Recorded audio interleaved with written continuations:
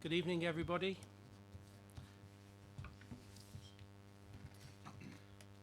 Fire evacuation procedure for the evening of the meeting. There are no fire alarms scheduled for this evening. Therefore, if the alarm sounds, please evacuate the building immediately. The fire exit is located at the rear of the room. Go down the stairs and meet in the War Memorial Park. Tonight this meeting is webcast. Please note that this meeting is being webcast live on the internet. The webcast will also be published to YouTube after the meeting. Is it being? Yes, Can I ask everybody to turn off mobile phones or put them on silent?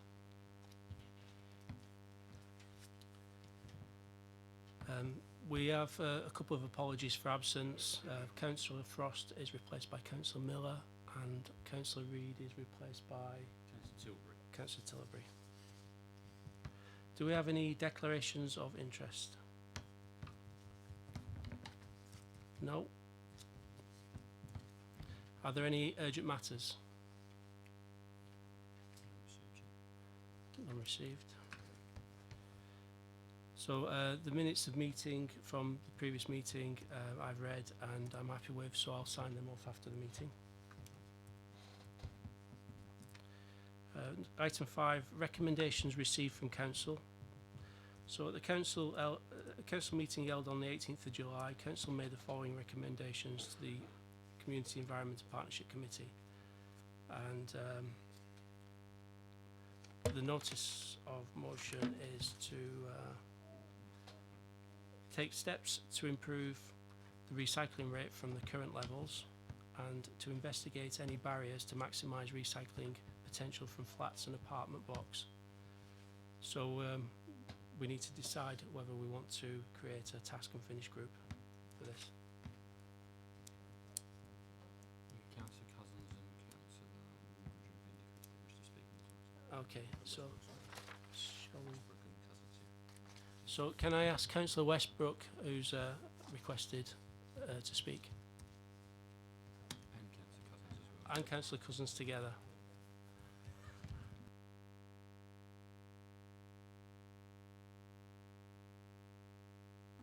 So I'm told you get 4 minutes each. So. Okay. Thank you, Chair. We'll share the 4 minutes between ourselves.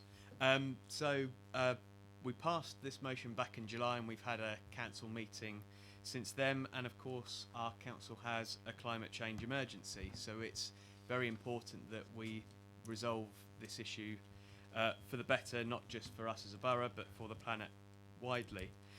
Our residents, as we all well know, have had issues with their waste collections in the recent history, and that's highly felt with those in flatted developments. And I'm now going to ask Councillor Westbrook to provide some examples. Okay. As seconder of the motion, like Councillor Cousins, I'm here tonight to ask that we move forward with the formation of the task and finish panel, please, and get to work as soon as possible. I've had some thoughts on what information might be useful for the panel to consider based on experiences in the Popley ward at the moment. We know there are borough-wide issues in relation to waste storage and collection, but Popley's particularly affected as there's a large number of communal stores with a range of problems. With some very small stores, not really fit for purpose, and they're an eyesore, and they've either no locks or they're broken, so they're a magnet for fly tipping. And that makes the bins themselves difficult to access by the residents and the crews. And we've stores that clearly have insufficient numbers of recycling bins. And in fact, Councillor Potter and I came across one last week that hasn't any at all. Yet there's another store very close to it that's got 2. We think it's possible that some weeks ago, when the crews returned the emptied bins from the 2 separate stores, they may have put both the bins in one store, none in the other one, and the one that's got the 2 bins in is a locked one, so the residents of the other block can't use it at all, so they haven't had anywhere to recycle since. So we think that these are the sorts of issues that the task and finish should look at. Contamination's another big issue, so I'd like the task and finish to see if they can look at a procedure when a bin is notified as contaminated. Does the crew tell the waste team? in turn do they tell the housing association or a management company?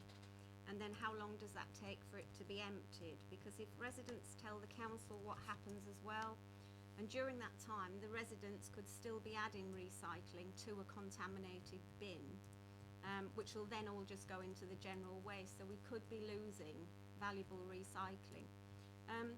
Do we offer a service to housing associations and management companies for emptying contaminated bins, which might mean that they'd be emptied much quicker at a lower cost and possibly get them back up and running in a much quicker way? I'm sure members of this committee will have other thoughts and suggestions based on their experience from their wards. I think we need to hit the ground running on this one, and if we can get some good information to discuss at the Task and Finish panel, we can make a positive start on it. Thanks. And then just to build on that, Chair, we're incredibly keen that the Task and Finish Committee get going. Myself and Councillor Westbrook would like to be part of that, and I know Councillor Waldridge would also like to be part of that. So we want people to come and join us, but we also want officers to know that we have a bit of a shopping list in terms of things we'd like to bring with them to this Task and Finish group. So we'd like them to look at signage both internally in terms of inside the stores and outside of the stores, a review of the existing bin capacity in flatted developments, because by our own calculations several of our flatted developments in my ward in Brookvale and Kingsfurlan are under-provided, literature available in multiple languages, and then finally what steps could take place to help those blocks that have had contaminated waste already. What more could we do to help them break that habit and make sure that they're recycling properly? Thank you, Chair. Thank you.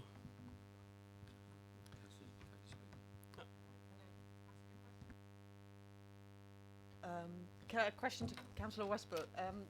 How recently have you been having problems? I know over the summer you were, like we have in Northern as well, and I just wondered, has it been recent since the summer, or is it mainly?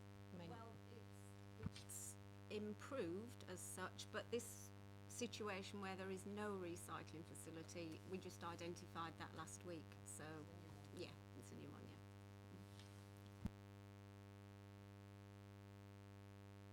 Do we have an officer to speak about this? No. I mean, it's for the committee to decide whether they wish to establish a Task and Finish group, to be honest. We have another question. Councillor Woodridge.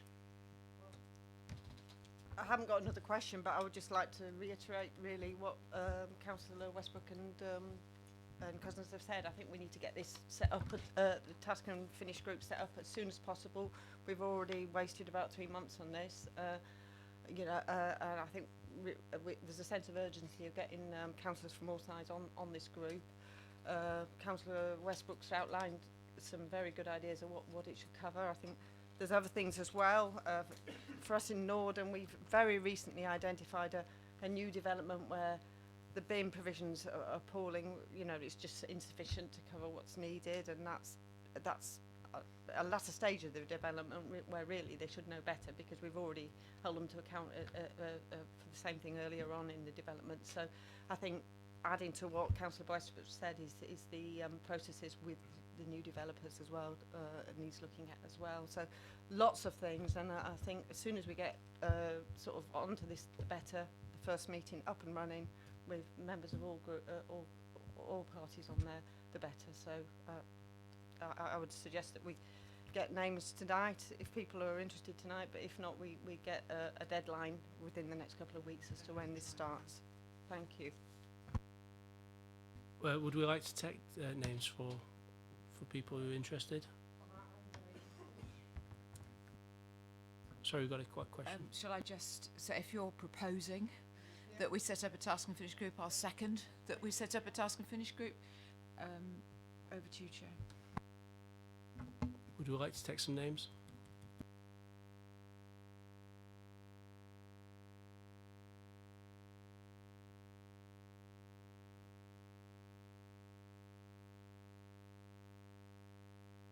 Chair, I suggest that we ask the group who would be the most appropriate from the Conservative group to I attend. agree. So we'll get back with names from the Conservative group. Do we have a deadline for that, or will it have to wait until next I'm not in a position to give a deadline.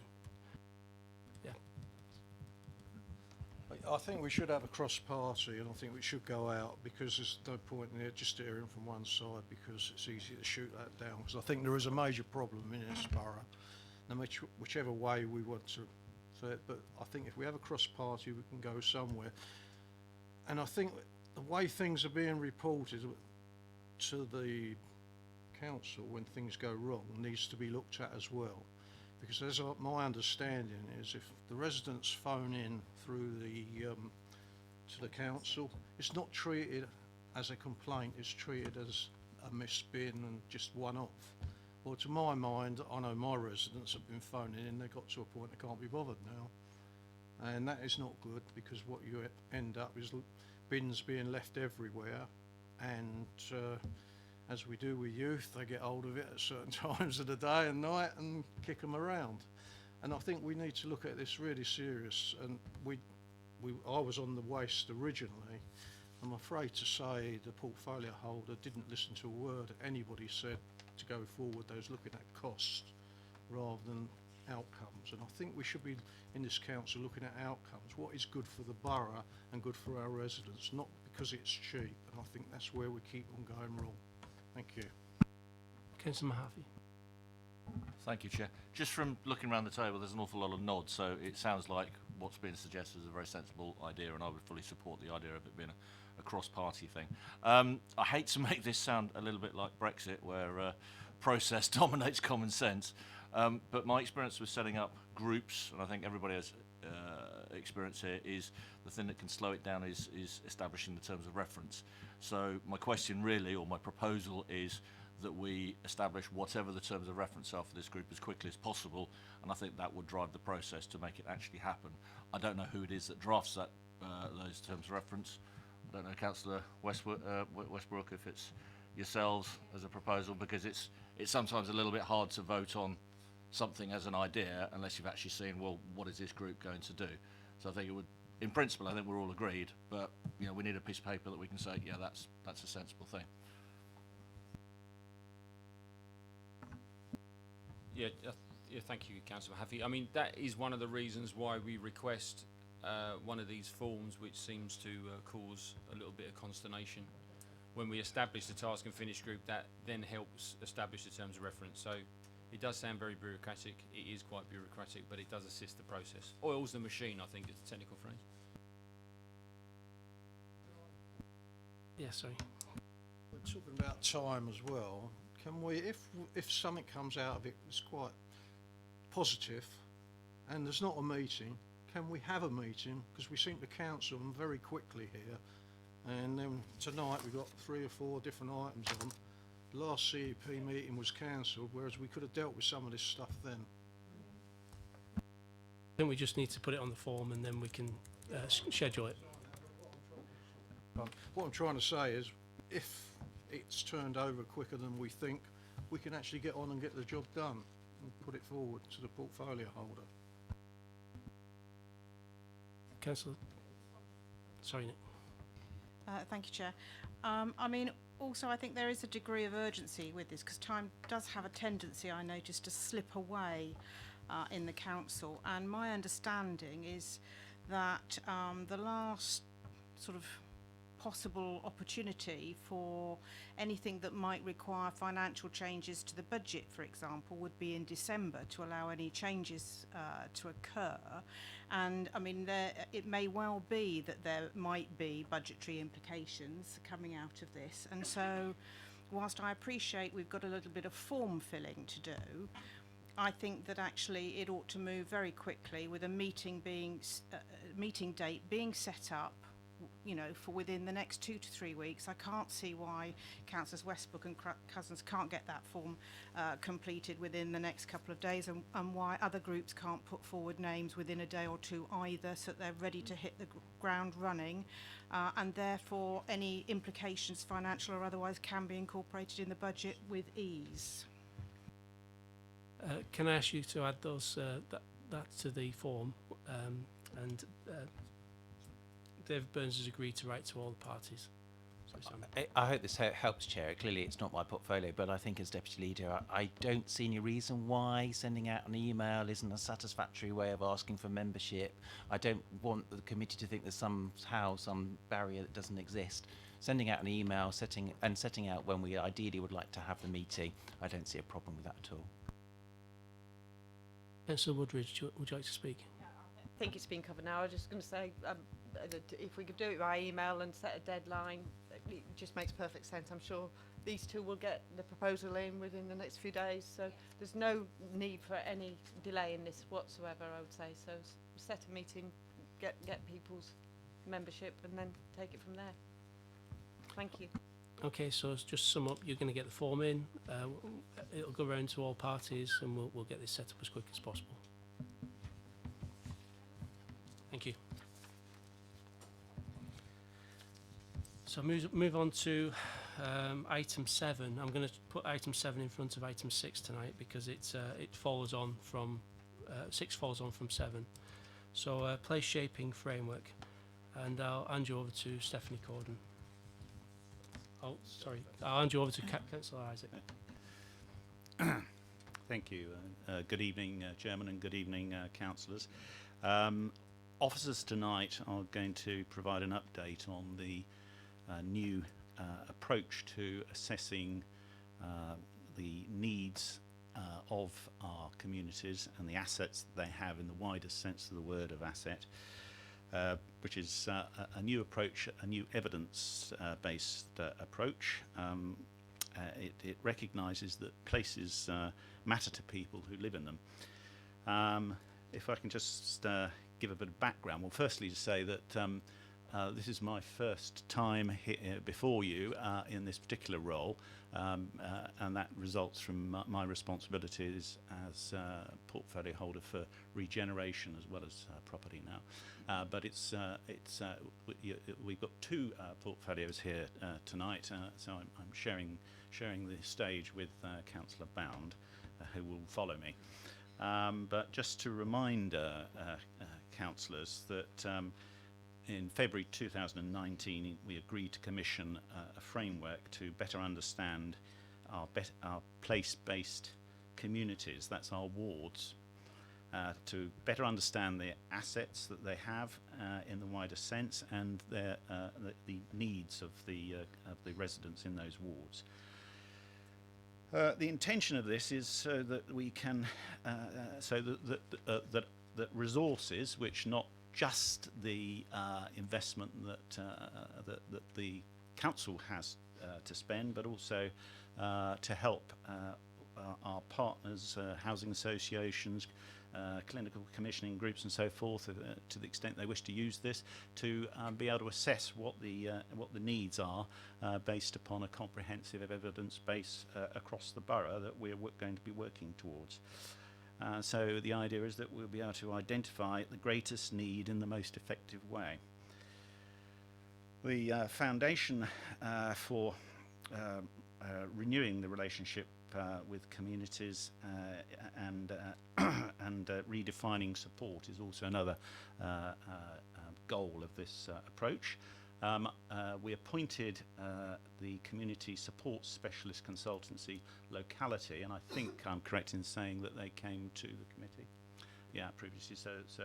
So in essence, the evidence-based approach is one that is firstly asset-based. That looks at the physical assets of a ward, the community, sports, leisure, cultural facilities that serve a ward, and also the community, if you like, anchor organisations, the voluntary organisations, their strength, their health and their focus. And then on the other side of the coin, it also is a needs-based approach, which is understanding the needs of a particular community and why some communities are better placed to help themselves than others. And then there is a methodology that will go with this, which I'm sure that officers will explain. It's an important link in the chain is clearly ward councillors, and so they will be centre stage in this process. The outputs are to highlight key issues to address in wards, for example, the quality of access to services, levels of unemployment, social isolation, young people's access to housing. As we move forward with this, with these proposals, and clearly we're going to be interested to hear your comments, your further comments tonight. The idea is that we would then go towards a implementation plan, and that would be on the basis of a 3-year rolling programme, so that all the wards, the new wards after May, are given this treatment, so that we have a comprehensive picture of the whole borough that can be continually updated. As I say, the aim is to provide a comprehensive evidence base to inform investment decisions, so that resources can be focused on those with the greatest needs. At this point, I'm going to invite Kieran Hunjan, who's the Community and Housing Infrastructure Manager, to take you through the presentation. Okay? Thank you.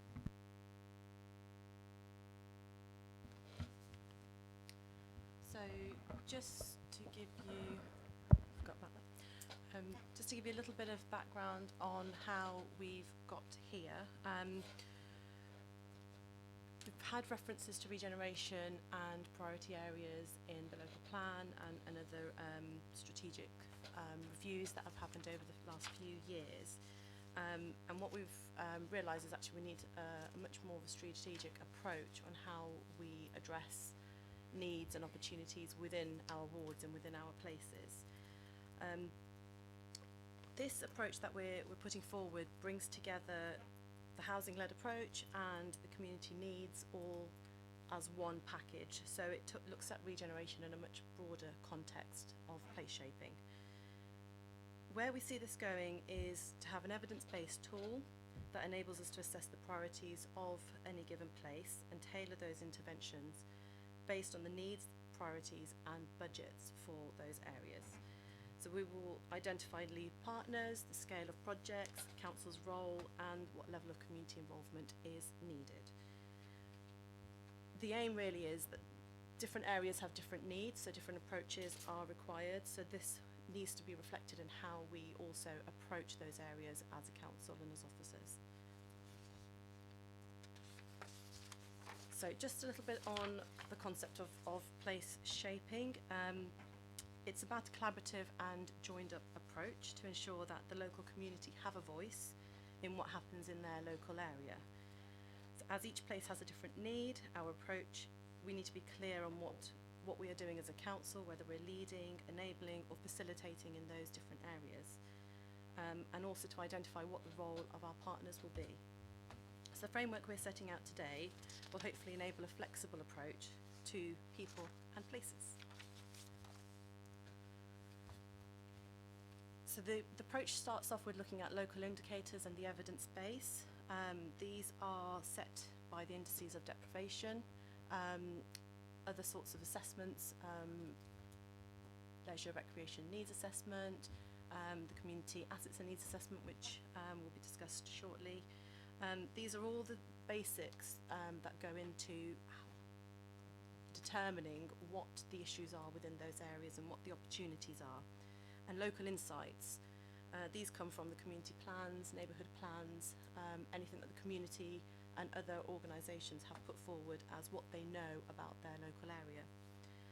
So this will bring all the evidence and information into one place, so we can start looking at what those specific needs are and looking further into the data, start to identify the measures to help improve those areas in collaboration with local communities. So the aim of the framework is to empower the communities to shape their future, create places where people want to live and channel new investment where it is most needed.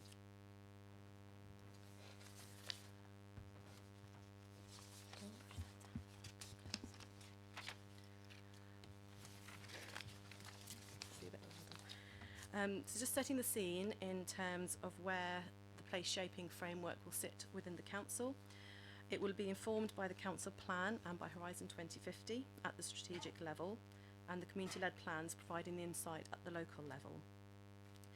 The delivery stage, the evidence and identification stage, that's going to be informed by all the various assessments and data collection, and the delivery stage will be informed by the local plan, the community investment framework principles, and the action plans that we agree for those areas. And at both of those stages, the local community and the partners will be involved throughout. So it's a staged approach. The first stage we look at, as I've said, the indices of deprivation and other key evidence, the evidence base to identify why intervention is required. This will be shown on a wheel, which we will have up on the screen shortly, which will show the various indicators, and that will indicate, as the indicators, which are the areas that we need to be focusing on. We'll then evaluate that, gather further evidence, understand exactly what's happening in those places. So, for example, if it's an issue around housing needs, what are those needs specifically, and how can we then tailor our approach to meet those needs? Following that, an action plan will be developed. We will look at the proposed projects, the priorities, and look at how we will take those proposals forward. So this helps us to ensure that we're actually targeting our approach to those communities and to the needs within those communities, and ensuring that the community is empowered and brought along through the process. The action plans will be signed off through a portfolio holder report to make sure that it meets the requirements and that we've got the mandate to take this forward. So just recapping on those stages, at the end of the first stage, we will get an understanding of what the issues and opportunities are within that area. The second stage will confirm what the action plan is. And the third stage is the implementation and the review.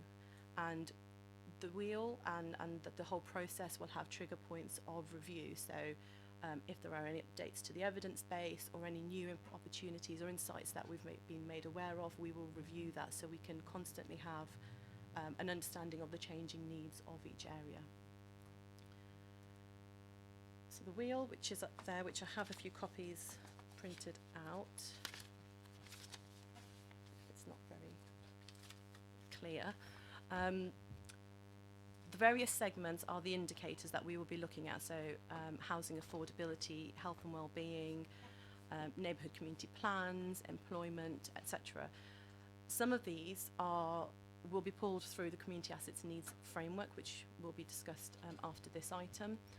So this is really pulling all the different strands that are currently going on in the council together into one place, so we can actually have an overview of what's happening rather than tackling things in sort of piecemeal and fragmented approach. And the key thing here is it picks up local opportunities and any other key evidence that things like the indices don't flag up to us. So we are looking at everything in the round. This is just the template of what the second stage will look like. So when we start to drill down into the different segments on the wheel to really understand in detail what the specific needs are. Sorry if you can't see that, but it's the criteria that we would look at. So the identified needs, areas of focus, opportunities, options appraisals, who the partners are, who our stakeholders are, and quite a range of things to make sure that we've captured everything that we need to be taking into consideration.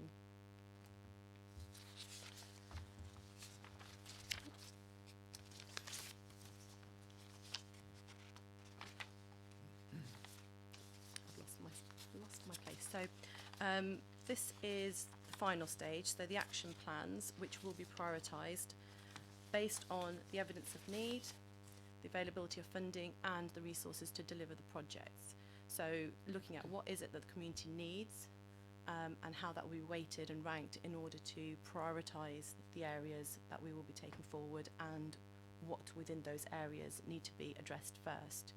So this is a very partnership approach, multi-agency input. So as Councillor Isaac said, you know, we'll be working with housing associations, clinical commissioning group, and other community groups as well to make sure that it is all brought together. The action plans will have a monitoring and measurement element to it, so as we develop the action plans, the performance measures will be specific to those action plans. And just to summarise, this just shows how the various data and assessments all feed into one another. So the statistics and data feeds into the community assets needs assessment, which also brings out information that we've learnt from the leisure recreation needs assessment, community neighbourhood plans, and anything else that needs to feed into this, which then in turn feeds into the place shaping framework to help us develop the action plans, set the priorities, and start looking into the funding. So the next steps, we'd like to take this forward, would be to get agreement from Cabinet in early 2020. Start to apply that framework across the borough, identify the areas that need the intervention and what we can do, and start to develop those plans for those areas, and at some point report back to CEP on the progress of that work. Okay, thank you. Do we have any more speakers? Can I just say that the agreement, is that not from Council early 2020 rather than Cabinet?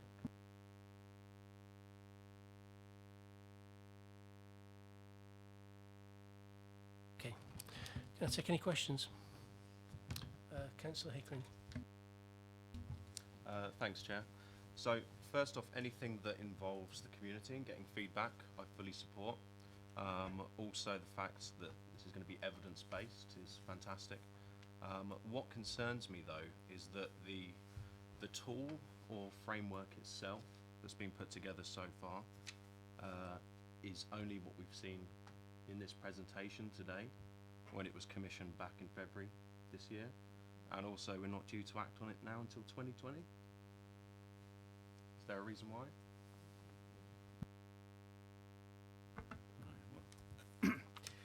Thank you, Councillor. In response to that, I suppose I'd say that we have gone to specialists, locality, who have a very good track record around the country in terms of this work. And I think, given how close to the end of the year we are, to be getting on with this in 2020 is not slow progress in any shape or form. So we will move this forward as quickly as possible, clearly, but it does enable us to provide, for the first time, with a scientifically based assessment of the assets and the needs of the borough communities as a whole. If I may as well, Chair, I think, which is why we've done them back to back as far as the two items. My item specifically looks at the assets and needs framework as far as doing the piece of work, and what we'll hear in my part is actually locality talk us through, and certainly from the conversations, because I am as impatient as most councillors are about most things, is probably fair to say. And actually there is good reason that actually we aren't taking this particularly slowly when I speak to the experts as far as their experience about doing similar things in similar authorities. So I take the point.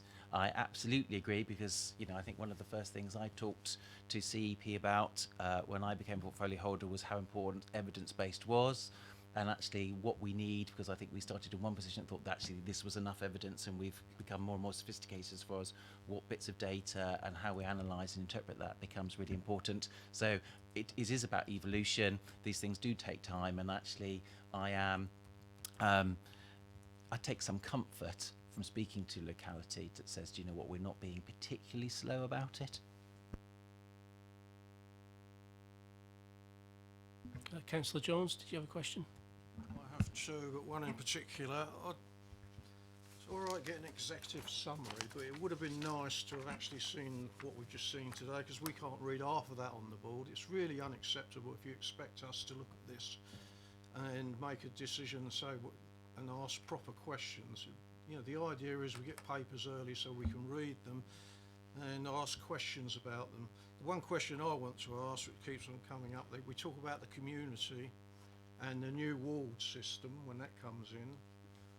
What is, in my ward at the moment, ward we got 'em, basically Buck's going to be going in with Kempshot, so do we take the whole of Kempshot or do we take Buckskin? That's where all the indices are for deprivation and everything else, or are we watering them down so they don't need it?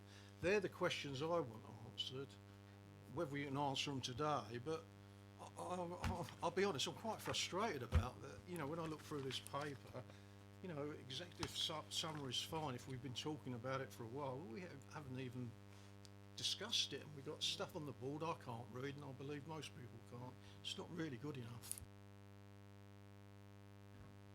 Do we have an officer who wants to respond to that?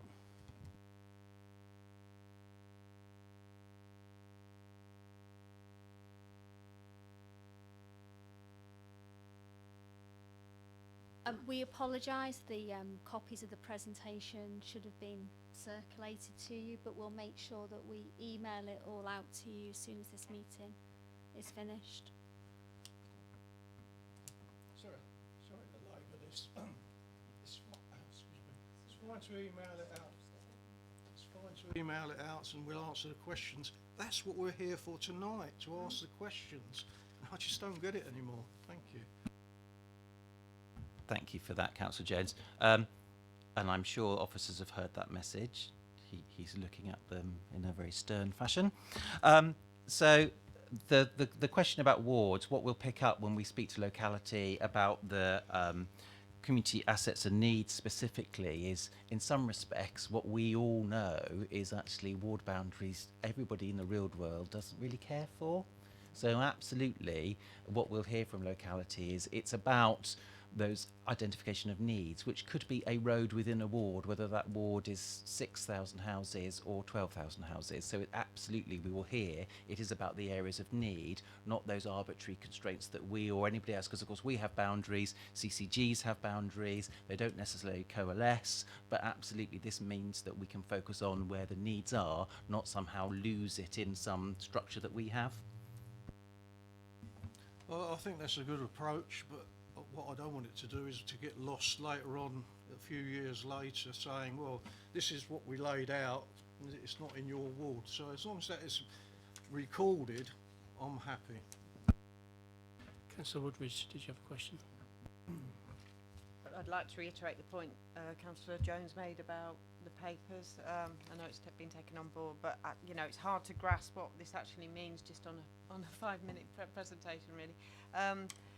My question is, what role do you anticipate the councillors having in all three of these stages? If you could, it might have been easy if we'd had all the stuff, we could have digested it and really thought it through, but because we haven't, it's hard to think what role we're going to have. So if you could maybe take an example and talk us through at what point you think councillors would be involved in each of these stages, that would be really helpful. Thank you.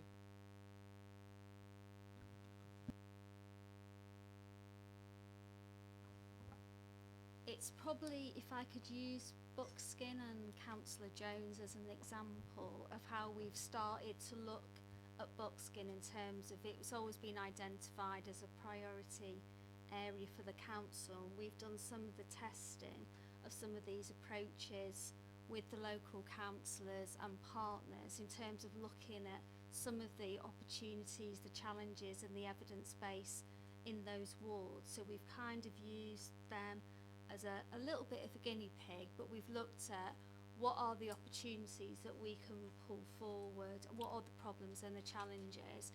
So I think we very much envisage that ward members and the community will be key in every stage of this development. So just a practical example of working with Buckskin, we know that antisocial behaviour has come up consistently as one of the key themes in that area.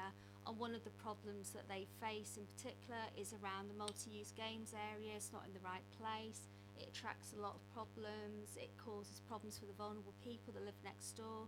We've worked with a councillor who's got responsibility for regeneration, the local ward members, the young people in the community, to look at pulling together a local infrastructure bid to see if we can change the layout of that mugger. So that's one really practical practical, we have responded to a need in that community. We would want to take an evidence-based approach across the borough. Where are the priority areas? How do we pull together a list of actions that us and partners can work together on to make a difference? So in answer, that was a long-winded way of saying we see you engaged in the process. We want to get to a point where there's action plans that you as ward members are involved in. They'll be signed off by the portfolio holder.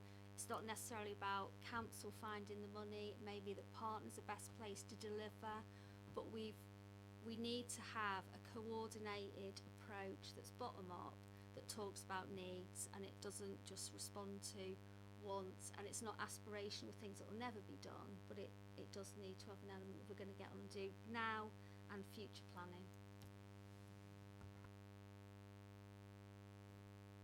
Councillor McCormick. Thank you, Chair.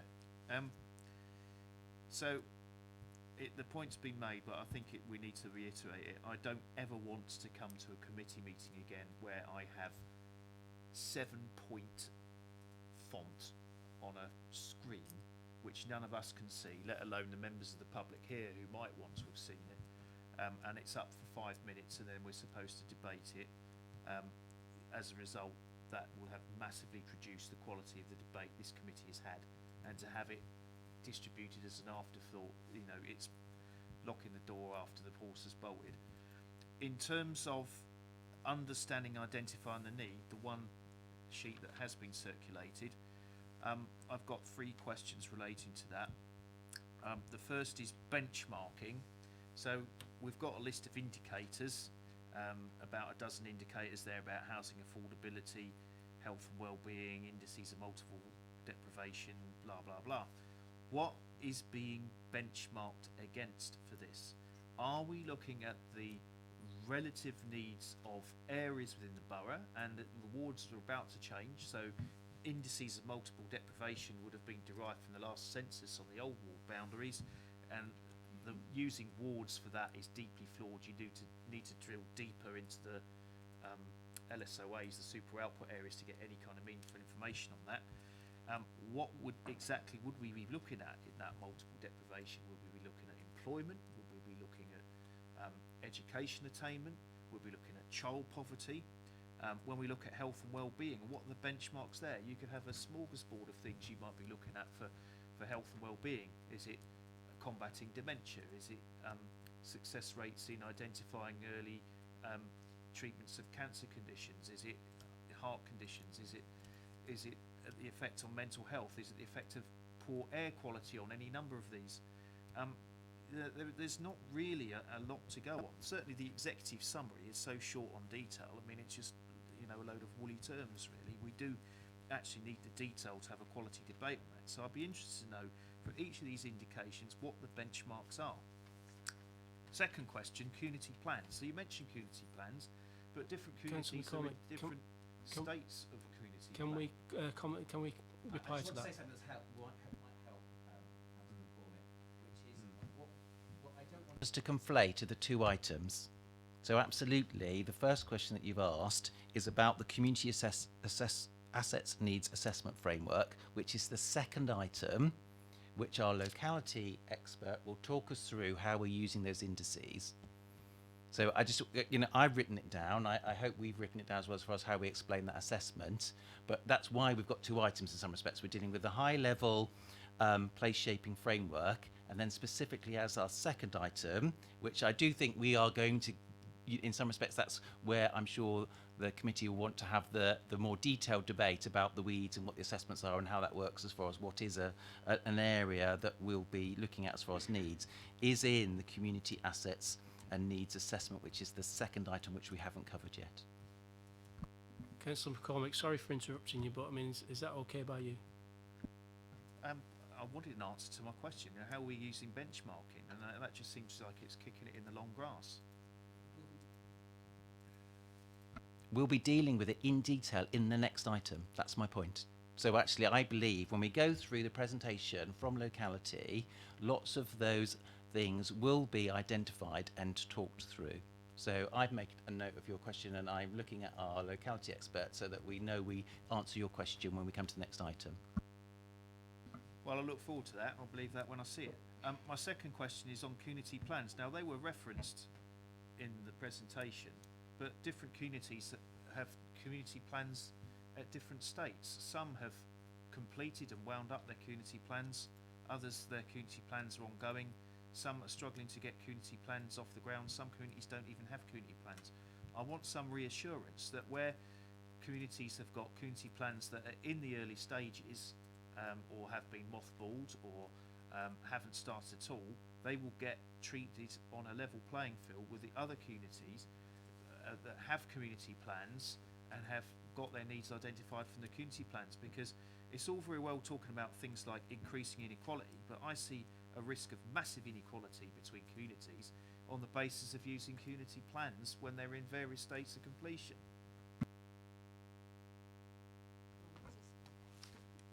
We absolutely will include community plans, because that's a really good barometer of how community feel about priorities for their area, so they will be fed in at whatever stage that they're at. And part of the job of the communities team is to support communities where there's an appetite to develop a community plan, to go out there and work with them.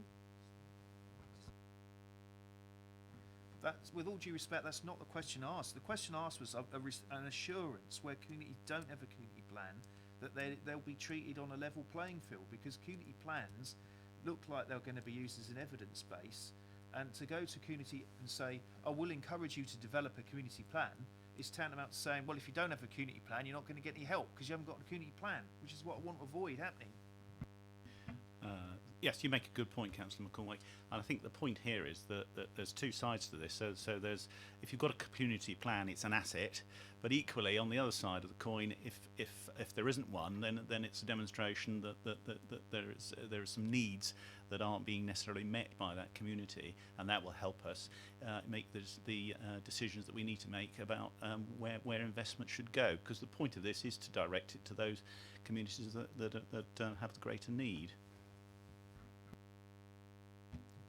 Councillor Vaux.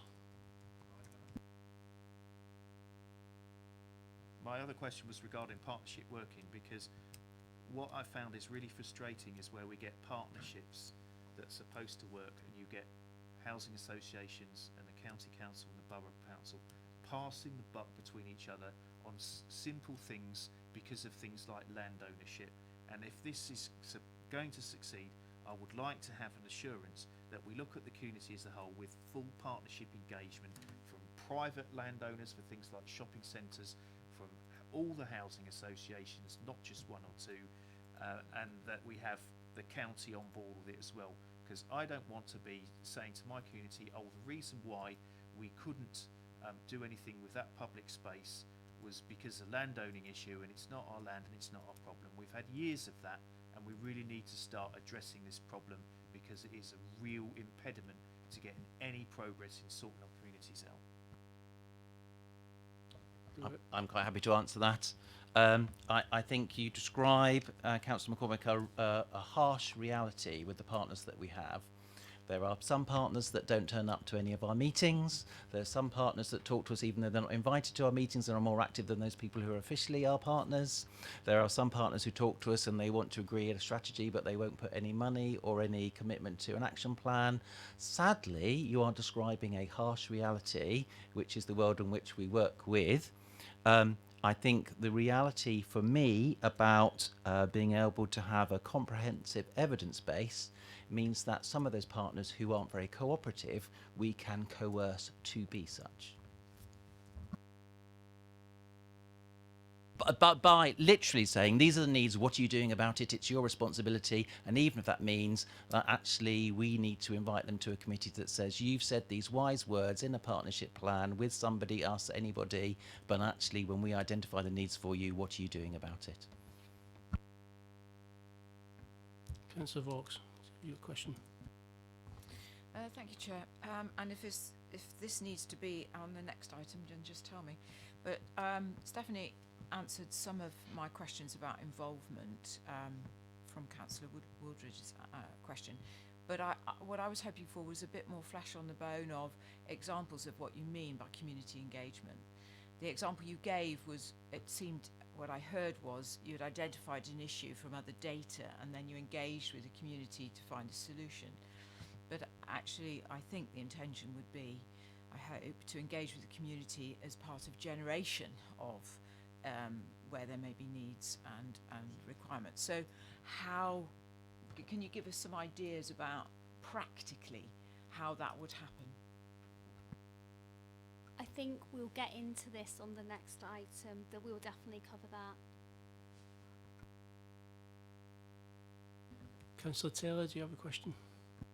Really, I just wanted to pull together two points made by Councillor Isaac and Councillor McCormick in connection with the lack of community plans. Generally, a lack of a plan or a stalling of a plan is indicative of a great need within the community, usually that it lacks assets in terms of volunteers, time and resources.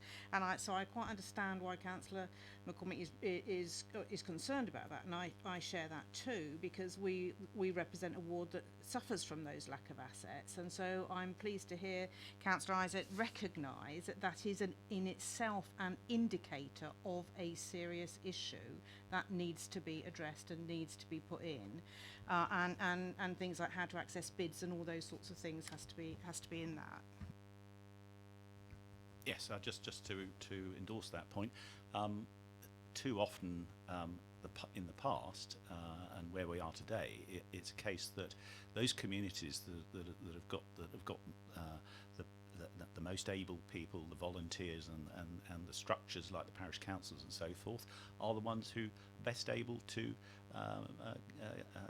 put forward their proposals for investment in their communities, and that leaves other communities at a disadvantage. And one of the benefits, I think, which will be pretty profound, I hope, will be that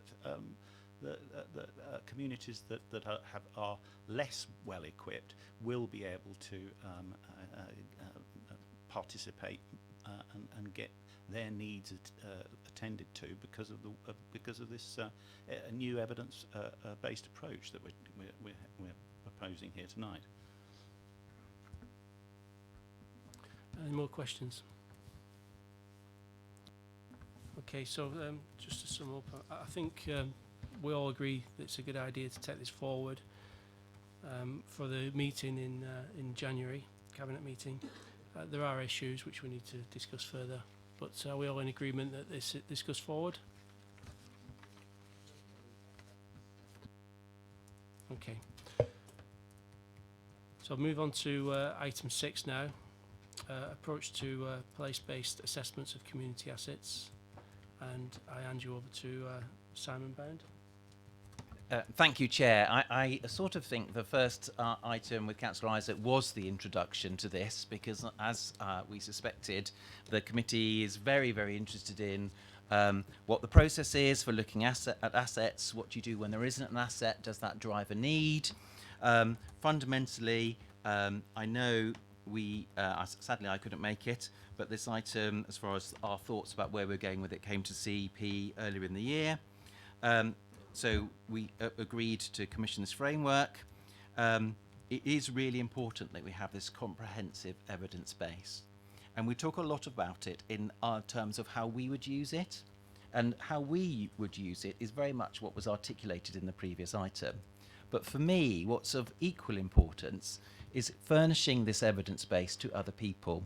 Whether that's our partners who are organisations that perhaps have helped inform it, some of their data is what we're using, or even allowing and enabling organisations, groups, to have evidence to support their application for funding from elsewhere. And that is something that we have our ward profiles that are available to everybody to describe that.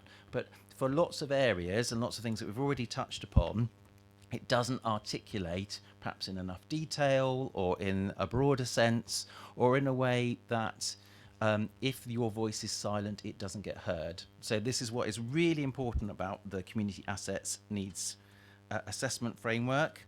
After the conversation we've appointed locality to do the work with officers and to talk about, we were talking about, well, how do we engage with partners? That was one of the questions. That we have engaged a conversation with BASP as far as the partnership structure that's available to us as far as the Basingstoke area. So getting our partners to sign up and buy into what we do and why we're doing it is the first step, hopefully for me as the portfolio holder, that says if they don't create action plans and apply resources when the needs are identified, that's one of my first pressure points to say, you signed up to this, so why aren't you taking action on the results of it? So I'm very focused on making sure partners are engaged, because I think all of us have experienced, either in our wards or in committees, when partners have said they will do something and the words are great, but we don't see very much action, or a strategy has changed, or a funding stream has changed, etc., etc. So just to build on what John took us through, very much it is about a strengths-based approach. So absolutely, there's something about the physical assets, whether that's community sports, leisure, cultural facilities, and how they serve their community. Because I am also acutely aware there is not much point in having a physical asset if it's not being used sitting there with the door closed but beautifully painted. That community anchor organisations are also very important. It goes to who drives community planning, whether that's who looks at what happens and organising activities for health, or helps us interpret the data so we understand where things are and what some of the solutions may be. Those community insights, so actually community planning is really vital to that, but it's not the only way of finding out that information. So neighbourhood planning, stakeholder involvement, because sometimes working with our partners gives us a slightly different view of interpreting the information that we know. So we think we know the answer, but actually it puts a slightly different view on it.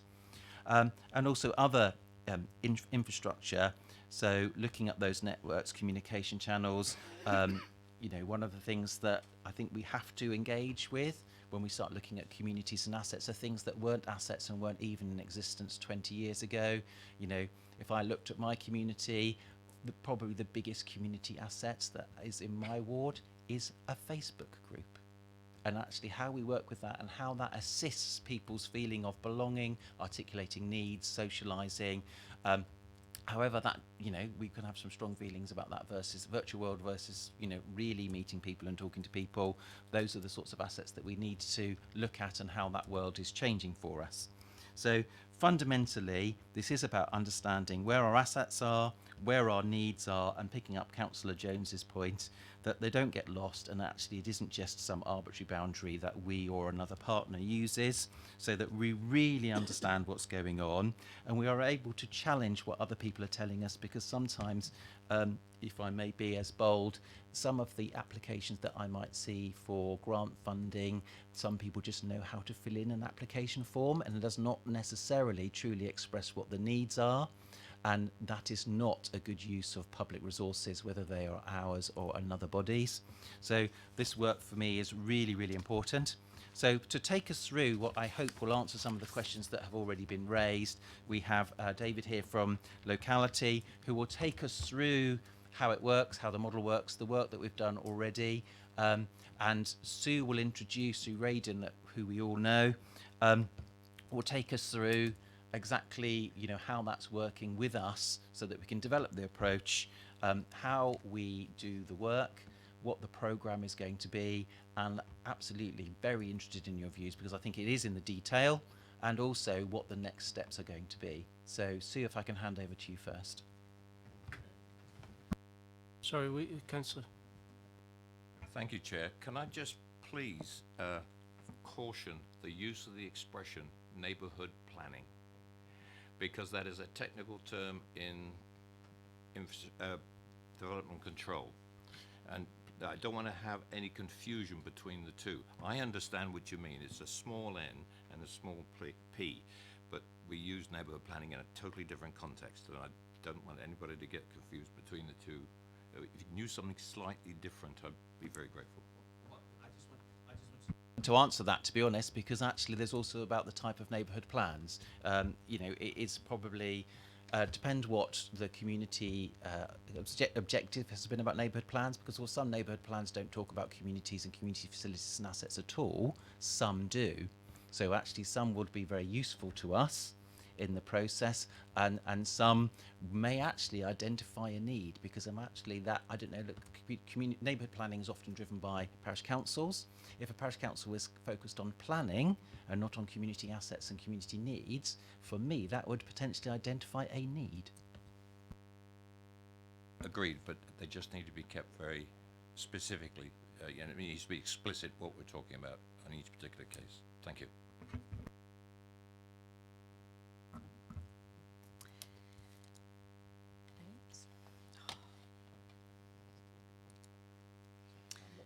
I think a lot of the introduction's already been said, so I'm grateful to both portfolio holders for that. It really is about having a rigorous justification for investment within communities, whether those resources are councils or whether it's attracting outside. And the aim really is to draw together, perhaps for the first time, not just the needs within a community, but a real understanding of the assets and strengths that they have, and understand better how well the assets are meeting the needs. So I'll click on. I think it's already been expressed about what we mean by strengths and assets. Again, we've got community and neighbourhood planning on there, but that's just part of that. It might be that a community association has had a big conversation. It might be that a church has done some engagement. It's knowing those community insights that really identify what makes that community tick, what's lacking, what their issues and gaps are, what their ambitions are for the future. So it's a whole range of community insights. So we are talking about the physical assets and how well they serve the community, as Councillor Bound beautifully articulated, about buildings that aren't open all the time, aren't inclusive, aren't serving the needs of local community. And it is about those social infrastructures that can rally communities together at a time of need, get word out. I'm very mindful of the Buckskin floods and the flood action group there, and how quickly they can get word out to that community. I know some of the rural communities have got their action plan, their resilience plans as well. Those are real assets and strengths within that community. I might leave David to talk a little bit about anchor organisations at a later point. So it is for the first time drawing together the assets with those needs, and I think we have a history of a good understanding of needs. We are quite adept at pulling together into the ward profiles, indices of multiple deprivation, local intelligence, ward profile and data, but there's so much more out there. I was speaking to a colleague today about physical activity levels within a ward. It's participation rates. Why do some schools suffer in getting governors on board, and others they're turning people away from the PTA because they all want to help? It's that differential, isn't it, and understanding why some communities, perhaps with similar profiles, are better placed to help themselves than others. At this point, I'm going to hand over to David from Locality. We asked for a recipe. We asked for the key ingredients of what we would need to know to identify what helps a community flourish. We asked him to identify within that recipe what the ingredients are, what the tools are needed, and the method of how to bring it all together. Thank you, Sue. So I'm going to go into a bit more detail now about how we approach developing the framework and what that framework looks like as a kind of dashboard. So I'm not going to talk about Locality very much because I did that at the last committee meeting. But suffice to say, we've been working with local authorities on these kind of issues. We recently did some work with Wigan, Stevenage, Cornwall, and the London Borough of Southwark on localism, and a lot of the issues that we're kind of talking about today and the work that's gone into the framework links to those kind of conversations that we're having with those local authorities. So they're very interested in developing their community anchor organisations. These are community organisations that can deliver services, manage assets, and act as a kind of a unit of a local voice and a kind of provider of services at a very local level. So a lot of our approach is kind of focused on, can we identify existing community assets? Can we develop community organisations who have the kind of willingness and competence to become a kind of community anchor organisation. So that's one of those the things that kind of drives our approach.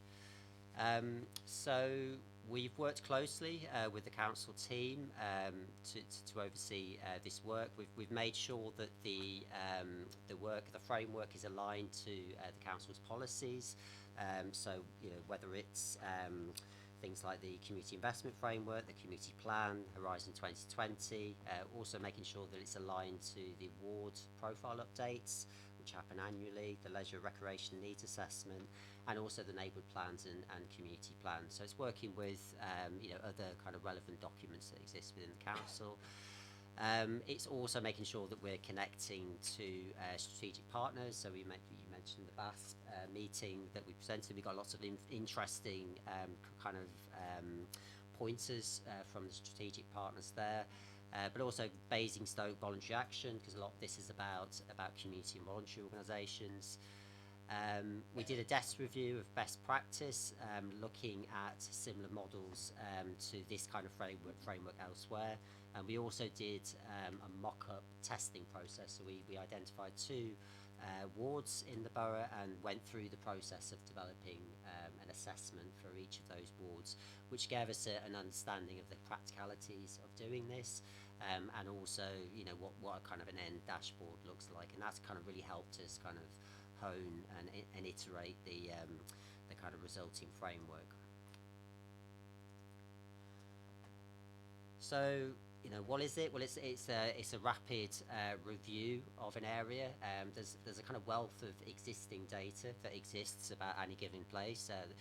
There's one tool called Local Insights, which you have to pay for, but it kind of combines a lot of open source data sets, and it has 1,000 data sets that go down to the super output area level. So there's so much data that exists about places.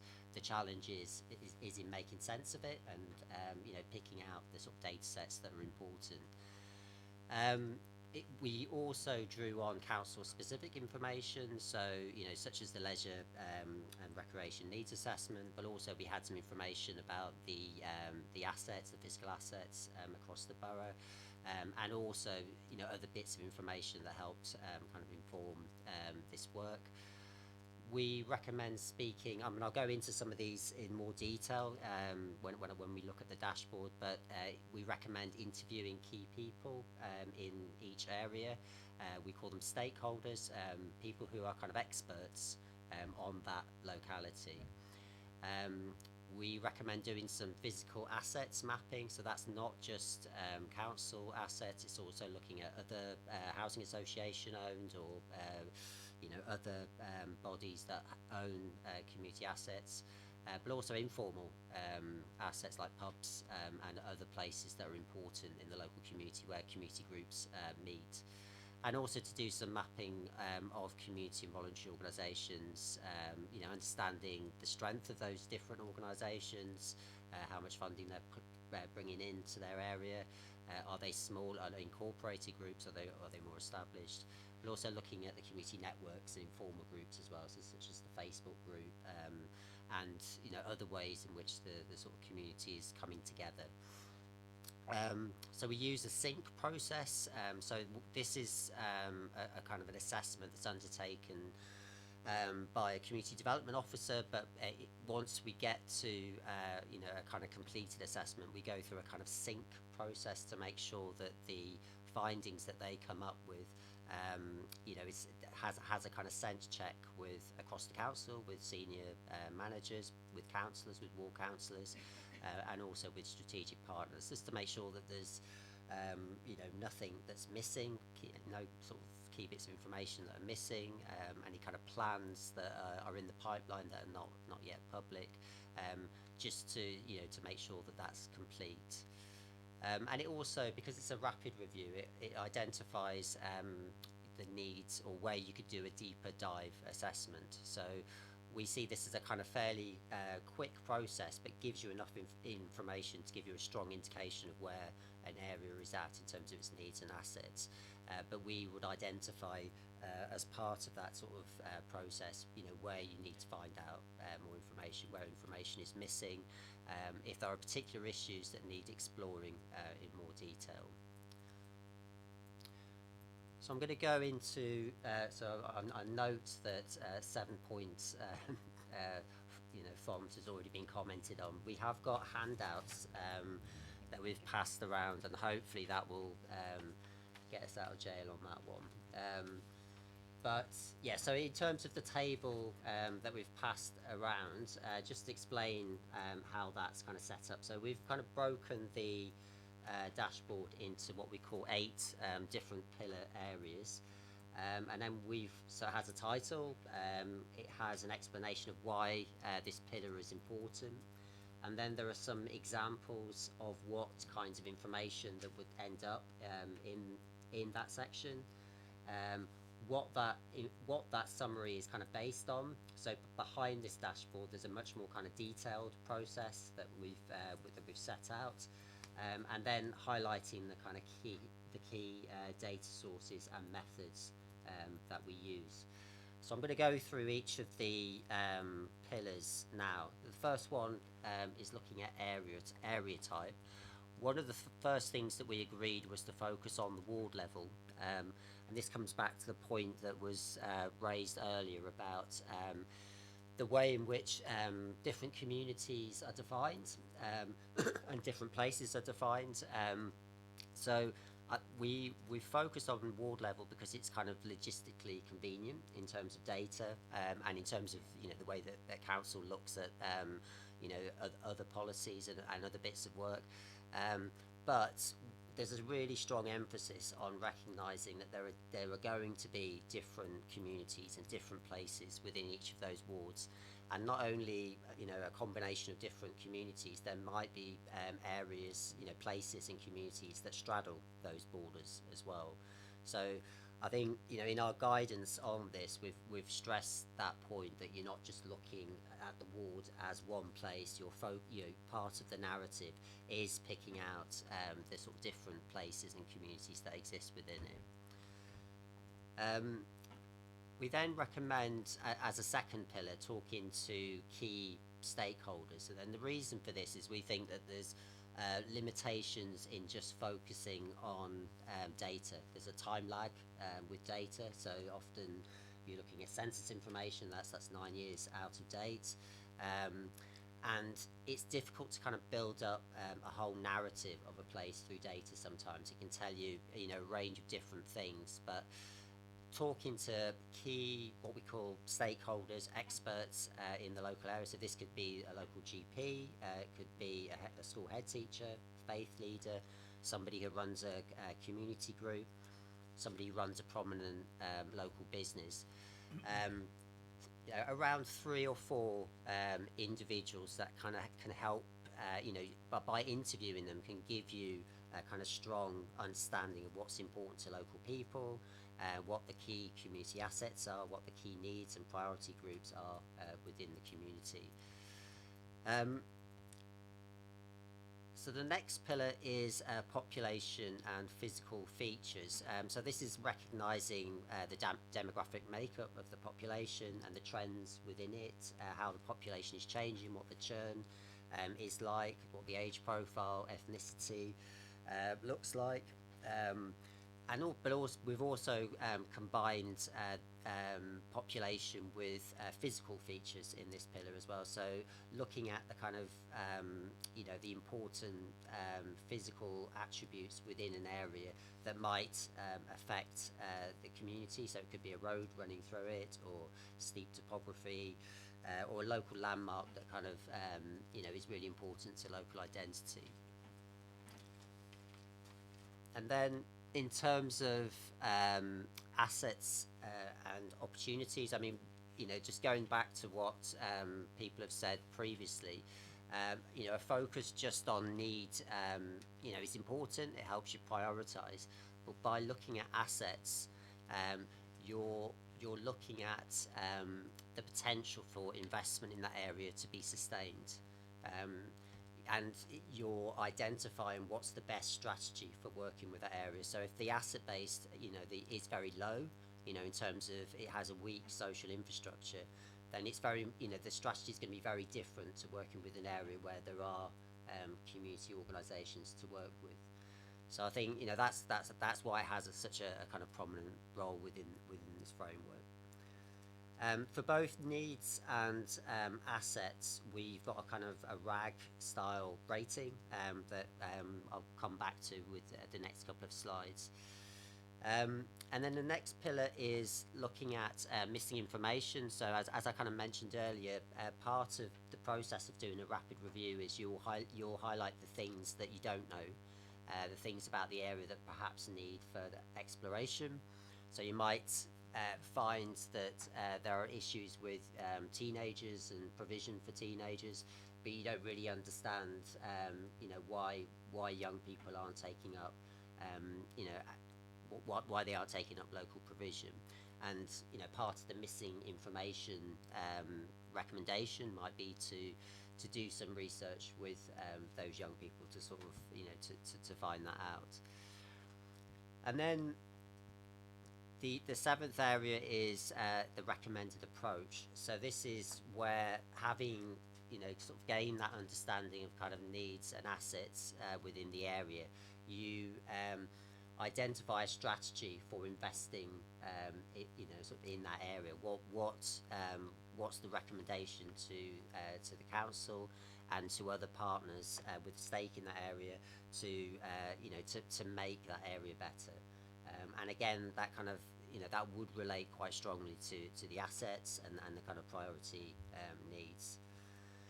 And then finally, we have this kind of sync and sense check sort of process where we involve ward councillors, wider council service areas, strategic partners to identify omissions, inaccuracies, and I'll talk a little bit more about the kind of role of councillors in a second. So in terms of the kind of RAG style rating, so this is the one for assets. Obviously red has weaker assets and social infrastructure. Green has stronger asset base, and this is the same kind of RAG for needs. So needs are greater for red and fewest for green.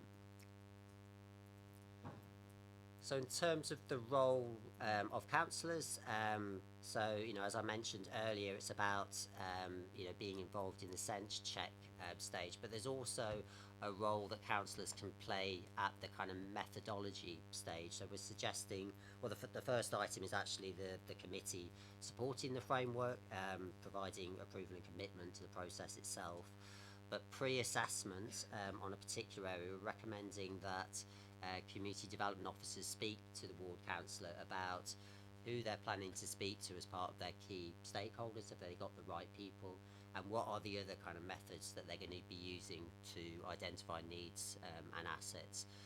And then the ward councillor can help direct the sort of community development officer to make sure that methodology feels right, and then the process will come back to them at the completion stage for them to do that sense check.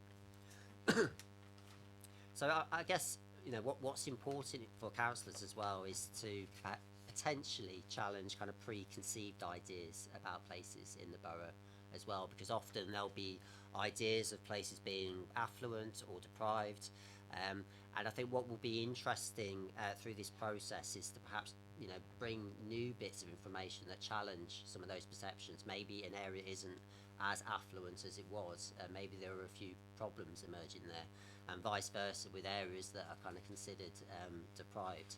So I think it will be important to kind of listen to those types of changes, and to kind of to understand that as part of the kind of sense check.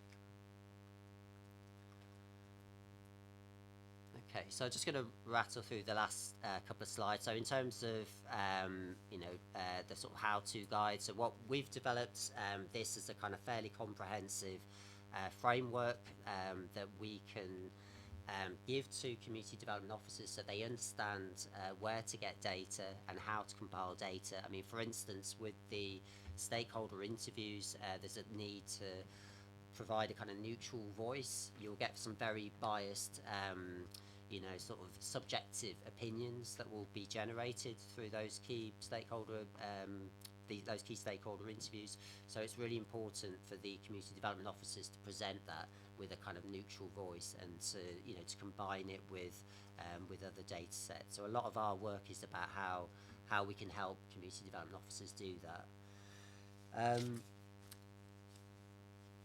So we've also identified about prioritising and triggering an assessment. So once all of the assessments are done for all of the wards, what would mandate the council to update a particular assessment? Is there some new 106 money that's been attached to an area, and you want to find out how that area has changed? There is obviously a role for benchmarking as well. So this is understanding how that area is faring over time. So if you decide to renew it every 2 years, every 3 years, then you get a sense of where those needs have been addressed, or those assets have been maintained, or or the opposite. And we're going to be doing a kind of training workshop as well with the community development officers. And so we've developed the strategy, the framework based on it being staff time only. So we're not kind of recommending that you pay for data services or anything like that, but we have provided details of how much it would cost to sort of bring in things like local insight, where you can compile needs information fairly quickly, and provided information about how to renew an assessment, and also how it links to your ward profile updates, and kind of exploring perhaps some IT options as well for presenting the dashboard online. More slides to finish. So in terms of the next steps, then we're looking at the support for this going forward, to develop an implementation plan. We've spoken about the toolkit and the training, but it's quite a logistical exercise to coordinate all the different elements from within the council to make sure we're pulling all that information together. But the aim is absolutely to make sure it's hardwired across our organisation, so that everyone can feed into these assessments and look to them for information to inform decisions. So we'll be looking to programme for the first year, build on the testing that's already happened, and identify the whole wards and where we might want to do a deeper dive. So at the moment we're thinking it's a kind of, with 18 wards coming in, that would be 6 a year, would give us a 3-year rolling programme. So just to conclude then, really, what we're aiming for is to pull together a comprehensive evidence base that will give us really strong justification for investment, or possibly disinvestment in some areas, but it's understanding how well community needs and community capacity could be built on a place by place basis. So it's giving more rigour to our investment decisions based on the need and local capacity. Thank you. Do we have any questions? Councillor McCormick.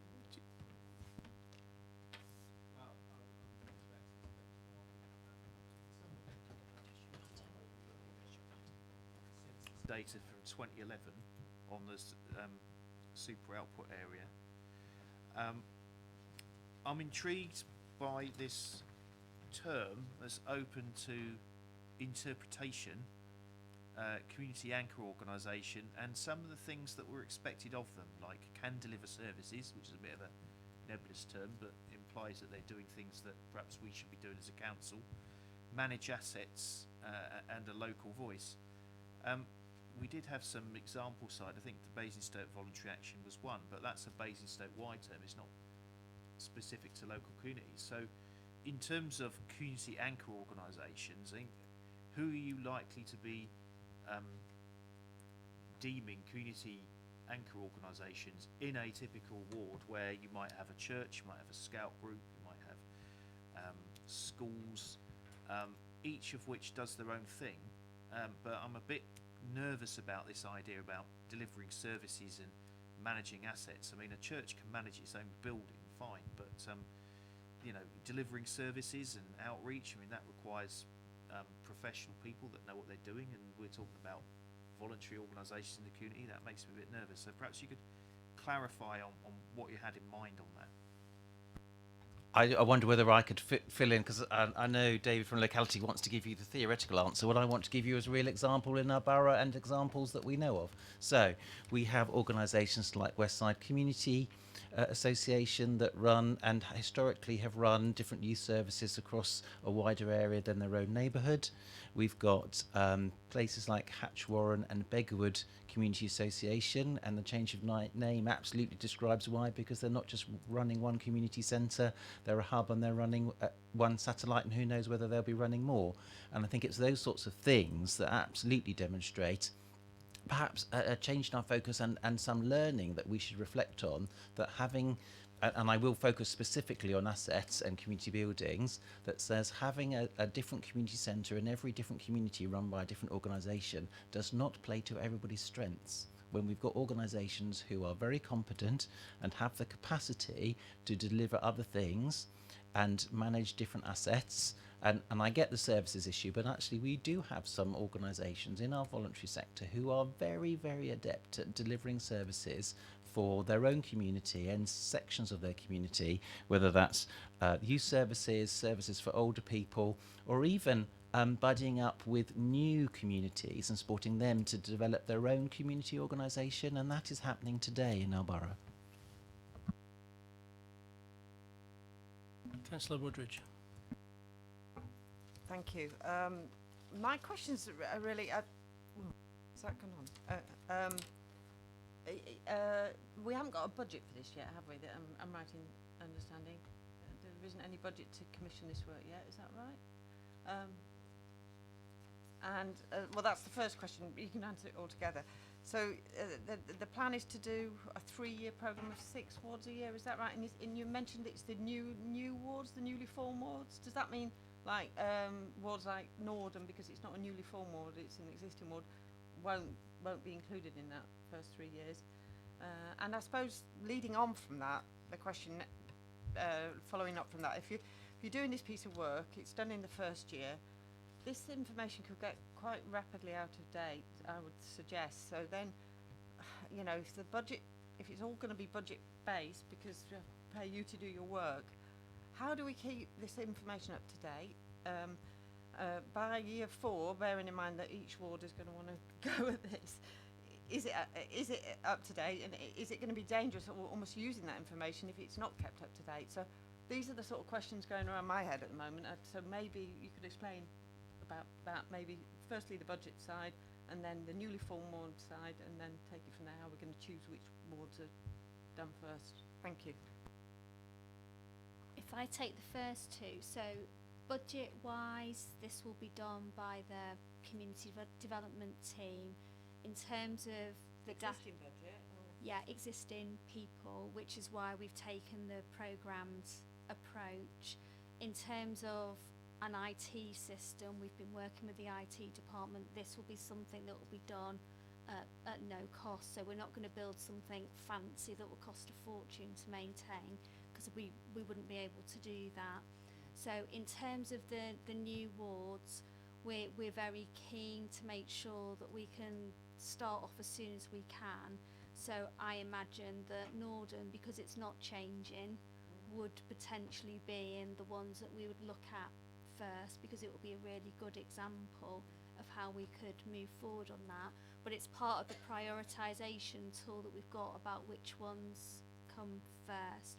If I could hand back to Dave to talk you through some of the technicalities of how we're going to keep this refreshed and live. Yeah, sure. So we've recommended that these are updated every 2 years, but there might be a mandate to do it sooner. As I said, if you know, there's some you know, sort of developments going on in the area, then there may be a need to to do it sooner. It doesn't involve us, so it is a case of us providing, I guess, the skills and approach for the community development officers to undertake themselves. So there's no requirement on us to come back and do assessments. Yeah. Councillor Kinnear. I've got one question. At the last meeting, officers agreed to circulate a template to councillors so that they could provide the relevant information needed to progress the project. Tell me if I'm wrong, but I haven't actually received anything.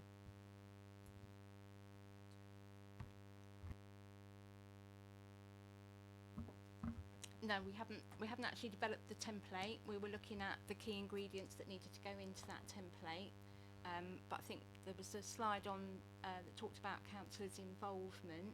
So I think that will be including guided conversations and who we would speak to. So we would involve councillors in a proposal, if you like, as this is our suggested approach, and seek your input for that.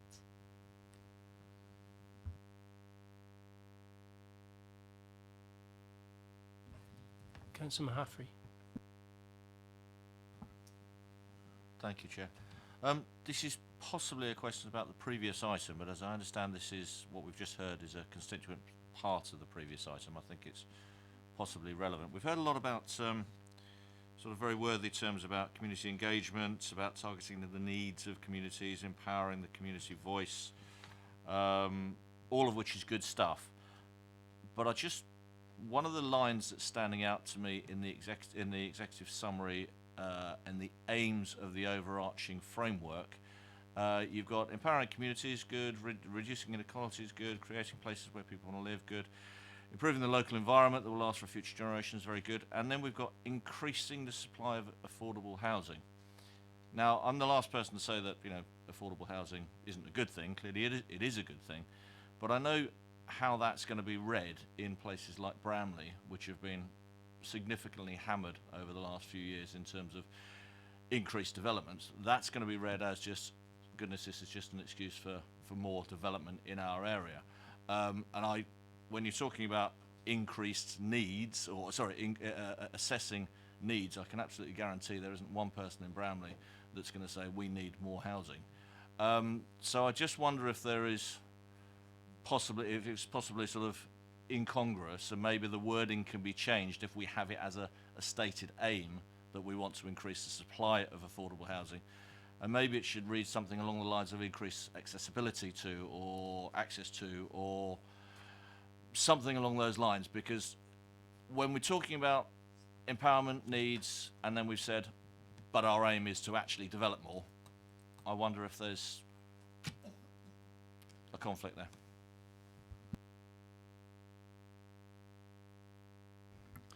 Well, I suppose my response to that is that we've got a council policy which is that we should provide affordable housing at 40% in the case of developments over a certain size, and in relation to Bramley, I can understand the sensitivities there, but the whole basis of providing housing generally and affordable housing is that it should be it should be a publicly approved local plan basis that provides that housing. So I think you know at that high level what this is saying here is correct.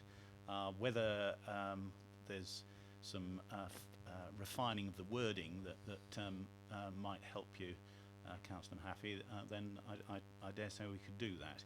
But the purpose of this evidence-based approach is very much one where we are looking to give ourselves the data, the information to provide affordable housing where it's going to be most needed in the future.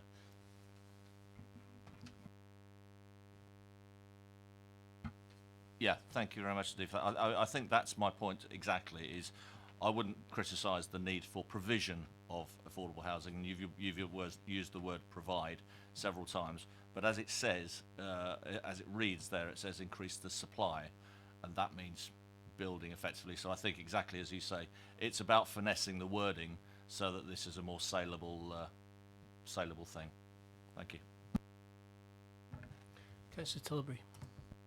Oh, thank you, Chair. Yeah, I think the point was made. I mean, Councillor Miller referred to neighbourhood plan. I mean, areas that have a neighbourhood plan, you know, what you'll have seen as councillors, what was passed when it goes to full councillors, 60, like the over 60-page document. Underpinning that, there are volumes and volumes of information which have all this information that the area assessment sort of stuff you're talking about is already there. They already have that, and again, they're so generally in the rural areas where I think virtually all the neighbourhood plans are in Basingstoke and Dean. That work's already been done, so I don't see any point, you know, going through that again. There, it's all there if you want it. It's all in great detail there. I think you need to be prioritising the urban areas where there are no parish councils, and where there isn't, you know, necessarily an obvious community in some areas because the wards don't cover, you know, residents don't necessarily recognise the wards we put them in. As Councillor Jones said, I mean, Buckskin will soon be in Kempshire, which most people see as a rather affluent area, isn't it? But that isn't sadly Buckskin's view by many people. It's so there's all sorts of things there. And so I think a lot of that work is already in place, and you know, we should be wasting time and money doing that when it's all there. They have all this information, and all these. It's got all the community stuff is all in there because that's part of neighbourhood planning. It isn't just about houses. It is when it comes to development control, falls right there, but that's the point. But yeah, I have to say I was a bit bemused that Councillor Brown said the greatest community asset in his ward is a Facebook page. Well, in my community, the greatest community asset is the community and the residents in it, you know, but that probably explains why voter turnout in Overton is twice what it is in Rookstone then. Thank you. I take the first point, not the last point. I think there's a reality, because you're quite right as far as the approach that Overton has taken, but I think what's difficult is you cannot say consistently that an area that has a parish council, including the urban parish councils as well as the rural parish councils, have the same view about what their role is, what their remit is, what they get involved in, and actually lots of neighbourhood plans do not cover stuff that's related to communities. If only they did. If they all covered everything, there have been occasions when I have been involved in conversations about, we'll just look in a certain parish's neighbourhood plan, and it says nothing. Absolutely nothing. So absolutely, Councillor Tilbury, wouldn't it be great if all of our community organisations and all our parish councils did everything that the ones who do the most do? But sadly that is not the case. But I absolutely believe we take the point that says we would not want to redo the work that has already been done. We would want to feed that in as another data set. I suspect lots of the data sets that feed post pieces of work are the same, and some of it will help us to interpret and understand what we've already got. Councillor Taylor. Thank you, Chair. A couple of questions really, sort of diving into a bit of the detail in terms of some of the indicators and what they actually mean. So I'd like to do just ask some questions about some of those, which I will do in a second. Also, if there are already the first 6 wards identified, can we know who they are?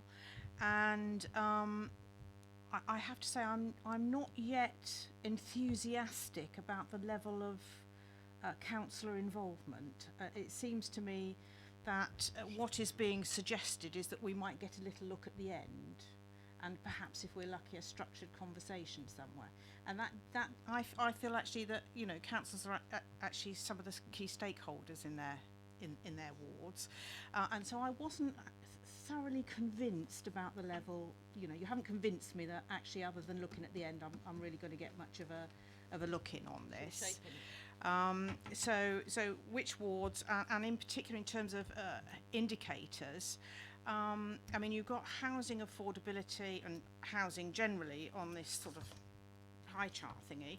I mean, obviously availability comes into it as well, and it's in the context of the environment. But I'm really interested to know, is transport in this? Because actually it's a really important thing. It affects people's ability to get to work, to get to school, the cost of transport, all those sorts of things, and that seems to be pretty silent here. And what exactly does the living environment mean? Because I have a feeling that some of these things beget each other. That if one's living environment is pretty getting run down because you're knee deep in weeds everywhere, and things aren't being cut back and things aren't being looked at, it becomes a vicious circle in that fact that people find it hard to associate with their community, hard to take pride into it, they're not likely to get involved in community activities. So I really would like to know, transport, where is it? Living environment, exactly what does that mean? What will we be looking at, and how are we going to measure equality or inequality? Is that a bit too much? Do we have a response to that? I think we're talking about the wheel, aren't we, in terms of, I don't know if you want to...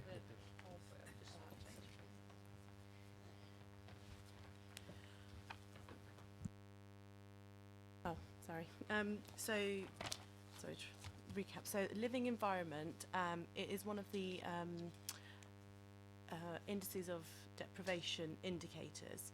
And it includes air quality, it includes transport links, it includes quality of the housing stock in that area. So it has a range of different factors that feed into that, and that's where the breakdown in the next stage occurs. So we look at the lower super output areas, and we look at all those factors that are broken down within the indices of deprivation, and we bring that out so we can look down into, is it air quality? Is it the quality of the stock in that area in terms of housing?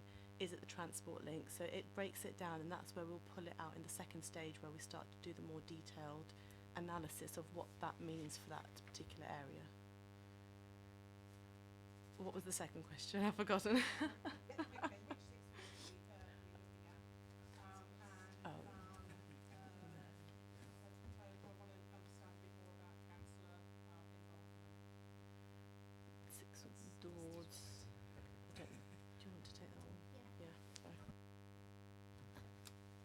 So in terms of the 6 wards that we're looking at, what the criteria that comes out through the framework assessment about which ones will come first. So we're not at that stage yet. We're just looking at capacity of existing teams.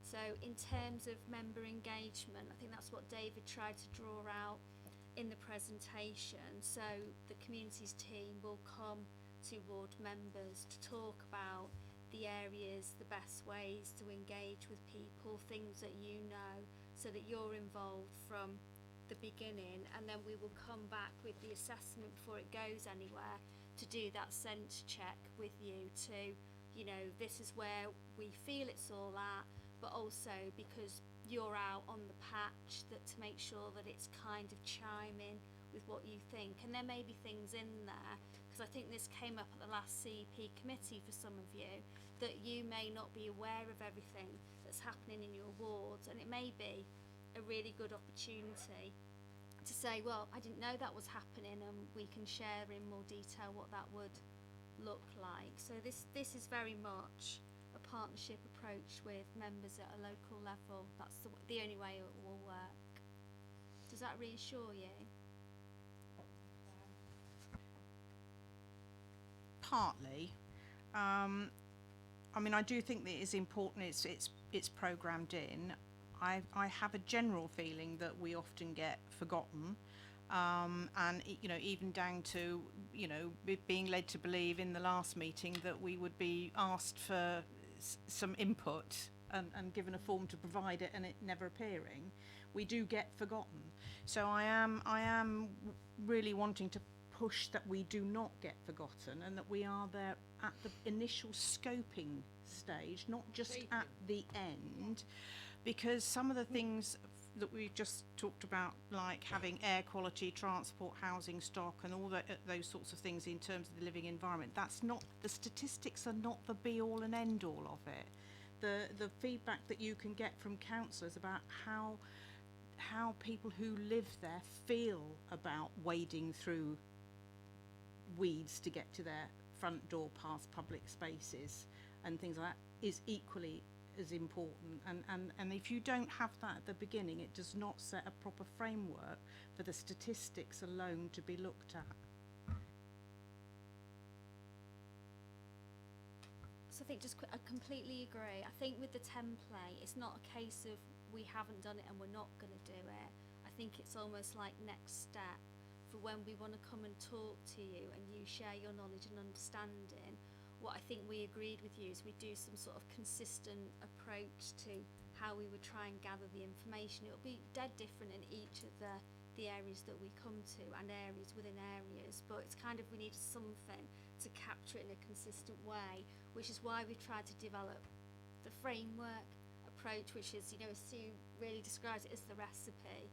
So we will be coming out to you with that, so it's not forgotten. And Councillor Kinnear in particular has given us a really good idea of what the template could look like and what we could do, so it's not forgotten.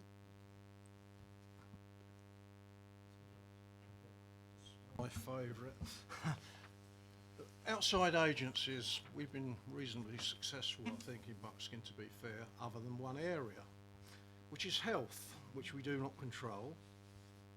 And we talk about it a lot in these last round here today. How are we going to change it? Because, it's been, in my area, it's been going on for a long time, and the health problem in the borough, especially the town areas, hasn't improved. It's gone down with doctors' surgeries and things like that, which we're looking into in one of our little committees. But we don't seem to be able to get past the idea that doctor's surgery is a business, so there's not a lot we can do. And at the moment, people are struggling, not just in my ward, even in Kempshire and places like that, getting doctor's appointments.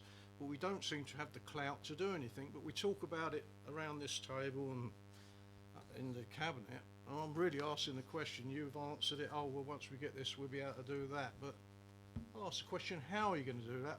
Can't wait forever. I'm getting old, and I might need them very quickly. I'm sure you'll still be around, Councillor Jones. I think, as I explained, with lots of our partners, we don't have a strong relationship. Sometimes we have very strong relationships, but of course we have to make sure that that delivers. And some of that, because, some of what we're talking about is an escalation, a strength of persuasion, where the conversation about health in Buckskin, as an example, is a conversation that's been happening for a very long period of time. The collective we, so everybody who was talking about it, including the CCG, didn't necessarily know what the specific issues were, didn't understand what the specific solutions were. And I know you had that debate with the CCG that says, Councillor Jones, you say you need a GP surgery, but all the data and the intelligence tells us actually there are some specific needs that a GP surgery does not solve. We need to put some activities and health services into the community centre so they are more likely to have an impact on the specific health needs. Well, that's what's happened. That's what's happened, and I'm sort of truncating a long conversation because it has been a long time. And I think what we can then do with this is turn around and say, do you know what? This is what you've done. Has that worked? So what are you going to do next? Because it isn't, sadly, as much as I think we would all like as borough councillors, that we say, here's the need, you're a partner, what you can do about it, and I want action today, and they'll do it. Because as you say, we don't have that power. And all we can do is keep working with them and piling on the pressure. And I think some of this evidence helps us to do that and have those conversations that aren't what are you going to do in Buckskin. And I'm not saying that's the conversation that you've had historically, but absolutely, what are you, as the agency responsible for this, going to do about this specific issue?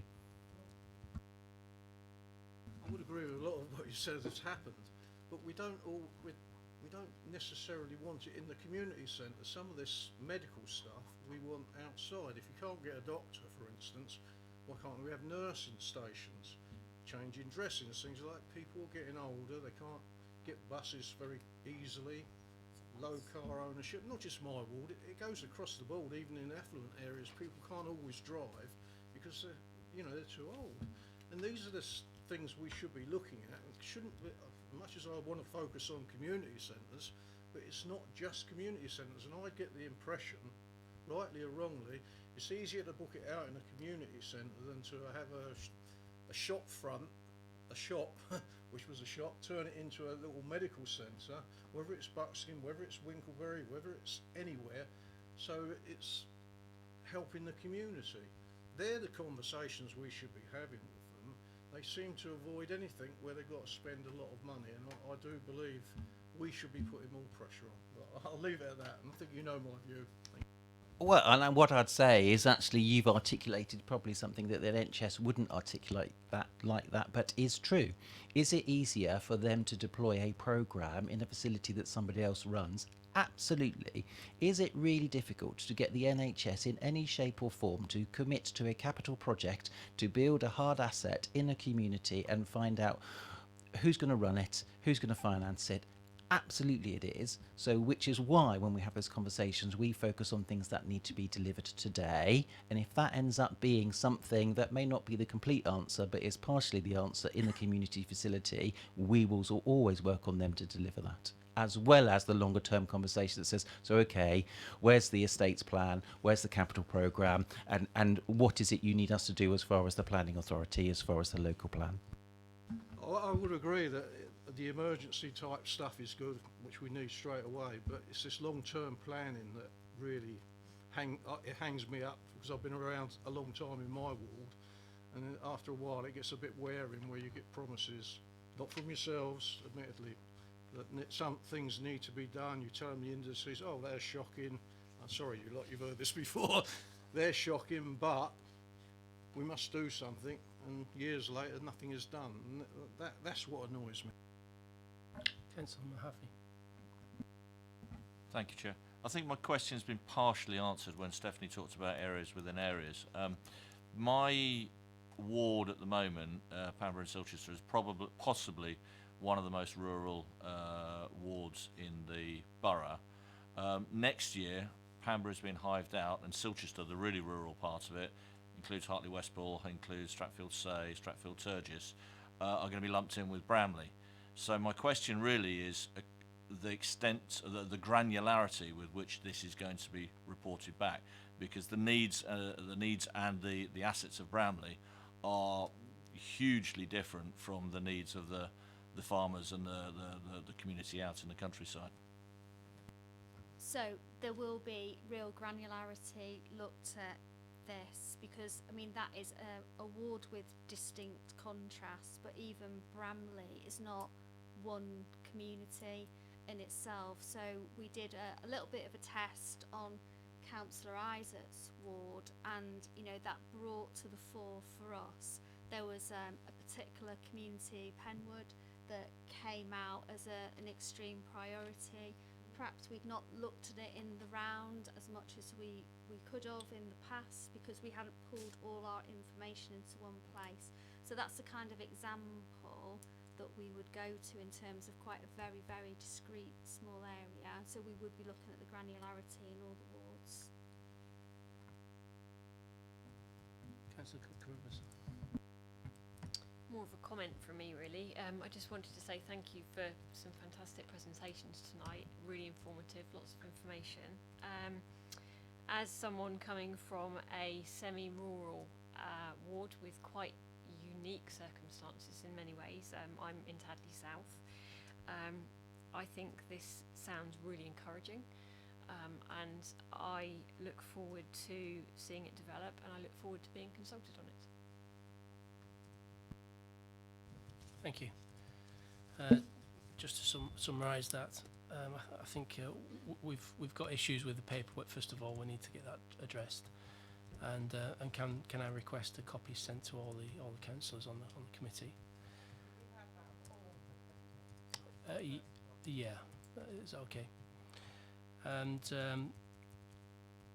we were talking about neighbourhood plans earlier, so there's lots of information out there which can be put into this exercise.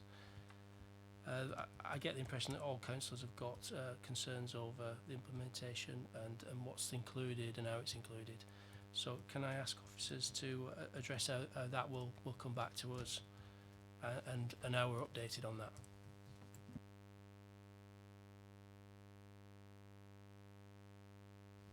we're happy to summarise as part of the minutes any actions that you've brought forward, and we can circulate them round to the committee. We're happy if members want to have individual conversations with us as part of this before we get to cabinet. I think there's a reality for me that if I thought about, went back to 2016 when I first had this conversation with CP, it's always very desirable to have something which is evidence-based, and of course the proof of it is in the eating, absolutely. I also think we need to think, I think it will give us some challenges that we have not had before, whether that's difficult conversations with ward councillors because they perhaps think one version of the truth is true and something else comes up that perhaps they aren't on within their patch or for whatever reason. There's also something about understanding how much of it is a science and how much of it is an art. So that again will give us some confidence as far as, you know, there's a little bit of data, there's some analysis, there's interpretation, there's some local information. I would also say, because we hear it all the time, and we've heard it from two councillors, my ward's the most rural or unique set of circumstances. We know every ward is unique. We know every community is unique. We know the needs are unique, even if it's got the same label on it, or the assets, because parish councils do different things, community centres do different things, or that key person in the community that's got that job title does different things, and that is absolutely the point. So I thank you for your comments, and that's been very useful. Thank you. So I'd like to move on to item 8. Update on the temporary ice rink and investigations. And can I hand you over to Councillor Isaac?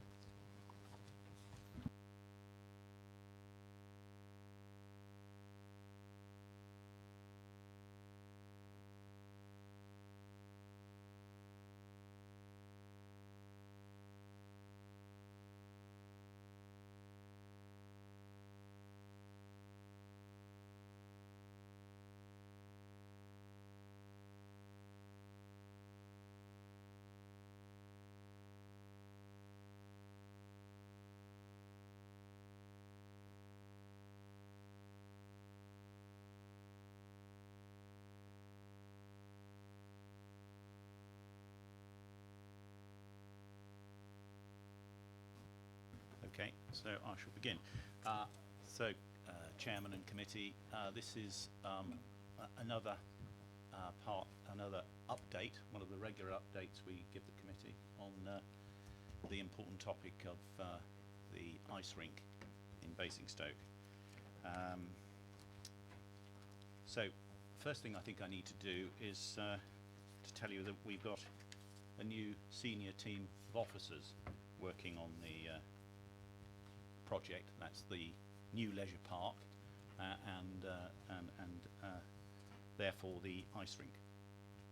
And this follows the retirement of Mike Bovis and the end of Neil Taylor's role as interim Deputy Chief Executive.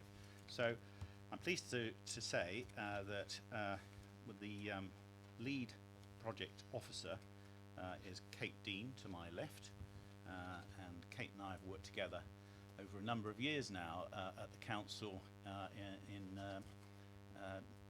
making some very good headway, I think, at Basingview. So Kate's got some first-class development skills, which I think will be admirably suited for taking forward the leisure park as a whole and this particular issue on the ice rink. And then to my right, we have our new Deputy Chief Executive and Executive Director of Borough Development, Ian Boll. And Ian has again got some very relevant experience. We've got a good combination here because Ian is an engineer by training, and he's worked at a very senior level in local government. And he and I have sat down and Ian fully understands the priority that we attach to this project, it might be a good idea if I can just to invite Ian just to say a few words at this point. Well, thank you, Councillor Isaac, and I'm not entirely sure my experience of ICE in managing highways contracts and winter services is quite the exact relevance for the ice rink, but certainly complex major projects, major construction projects and major local government projects is very much the background. For me, this is week 4, day 2. And very much the last 3 weeks has been about due diligence, getting up to speed on the projects and understanding their background and where we are at the moment, and then taking that forward is ensuring that we are in the best possible place, as we heard earlier as well, with robust evidence sitting behind us to deliver successfully. Thank you, Ian. I think it might be helpful, Chairman, if I just give a bit of background to how we've got to this point for the benefit of any new CEP members or any substitutes here tonight. The Council has entered into a comprehensive development agreement with New River to deliver to residents a totally new leisure park, including a new ice rink, which was always conditional on viability. It has been established by various structural condition reports, including one commissioned by this council, which was provided earlier this year, that the current ice rink is in poor repair. I think that's evident to anyone who visits the ice rink. It's not had on the ongoing investment in maintenance required, and as a result of this, sadly, the life expectancy of the ice surface itself was put at around 18 to 24 months. Officers, in response to requests from this committee, from our building control and environmental health team, have been in regular contact with Planet Ice and its building experts in monitoring risks at the building and in particular in its seating areas and discussing with them remedial works required. And we have representatives from that team here tonight if the committee wants to delve deeper into that particular issue. As we know, the opening of the new leisure park is not likely to occur for a number of years to come. I think currently it's put at somewhere around about 2027. And that was not helped by the loss of at least 12 months through the contesting of a protracted legal challenge. Now, I'm pleased to say, rejected by both the High Court and the Court of Appeal, but it did have the effect of putting the project on hold. Although the ice rink is a private business owned by Planet Ice, this council has recognised the importance of ice at Basingstoke to many residents and has offered to help Planet Ice if at all possible. And the way that we've sought to help Planet Ice is by offering council-owned sites that might be suitable for a temporary ice rink. Planet Ice, in turn, has offered to fund the cost of erecting a temporary ice rink if a suitable council site can be found. In June, we reported to CEP on 5 possible council-owned sites: War Memorial Park, Brighton Hill Playing Fields, Down Grange, Thornycroft Roundabout and Viables. We listened to the views of committee members and 2 of those sites were shortlisted, Thornycroft and Viables. Concerns voiced about the other 3 sites centred on their protection, and particularly under our green infrastructure strategy as public open spaces, valued public open spaces. Since that meeting, a further council site at Viables next to the Craft Centre was identified.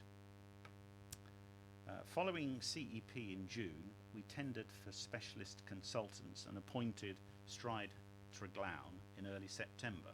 And we have 2 senior representatives from Stride Treglown here tonight. As undertaken to this committee last month, Martin Andrews of Stride Treglown is here tonight to take committee members through his firm's evaluation of the 3 sites, and he will be covering issues such as site capacity, planning, access and parking, ecology, trees, flood risks and utilities. We've been liaising with Planet Ice, of course, but further detailed dialogue will be required if any of the sites are suitable following this stage.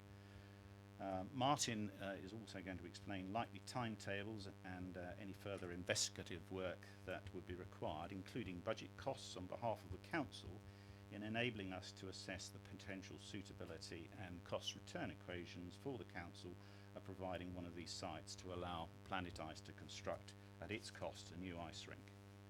I'm sure there will be many questions that committee members will have, and it is of course vital that in taking forward a new ice rink on council-owned land, all the necessary technical analysis is carried out in a thorough and professional way, so as to ensure that we can be confident that this is a deliverable solution that has been proposed and on which a final decision can be taken in accordance with our fiduciary responsibilities as a public body.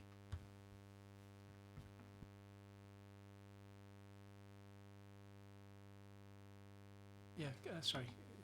Can we ask you to present your...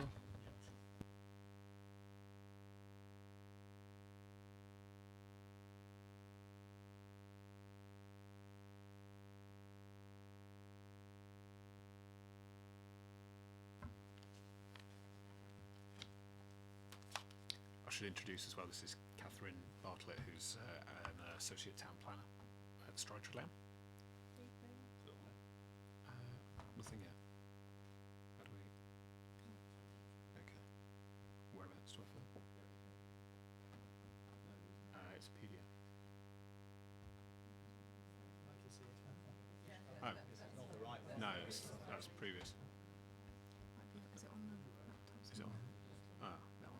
Okay.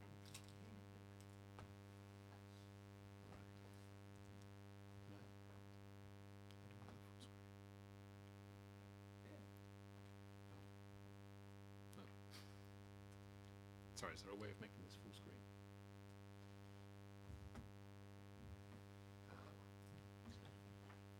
Not quite. To scroll through.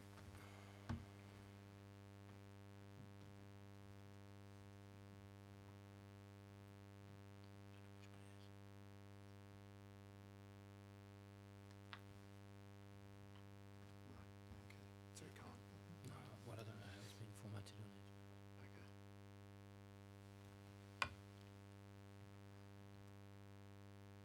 Right, just have to scroll. Okay.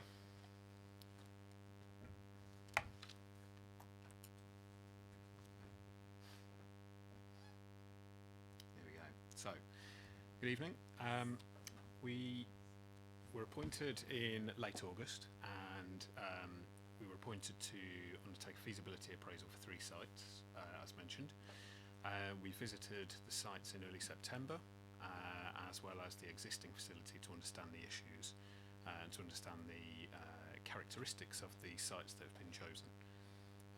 Since then, we've had many meetings with colleagues from the council and also with Planet Ice to understand, again, their requirements and their various facilities across the country. Okay, so looking at the site analysis for each site, we've undertaken various bits of research and analysis. This has involved identifying relevant planning policies from the local plan, identifying any land use constraints, and we've used flood risk maps, heritage and conservation mapping data. We've considered the access routes and parking requirements.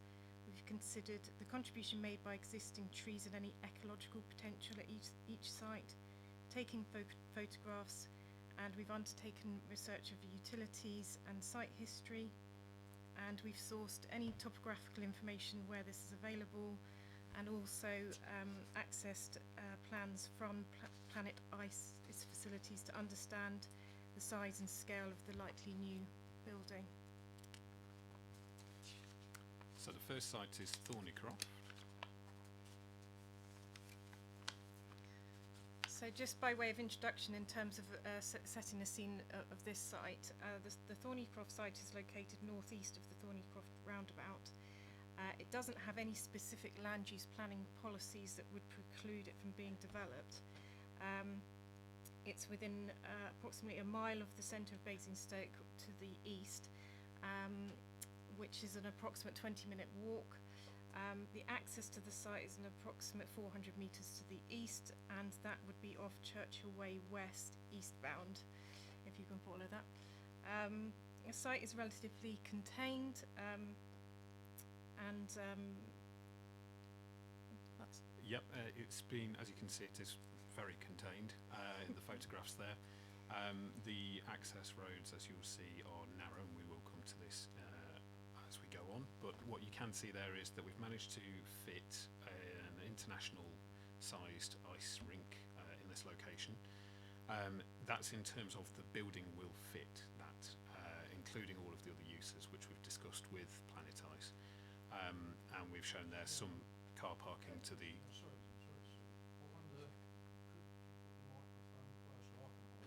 Oh, sorry. Sorry, Councillor.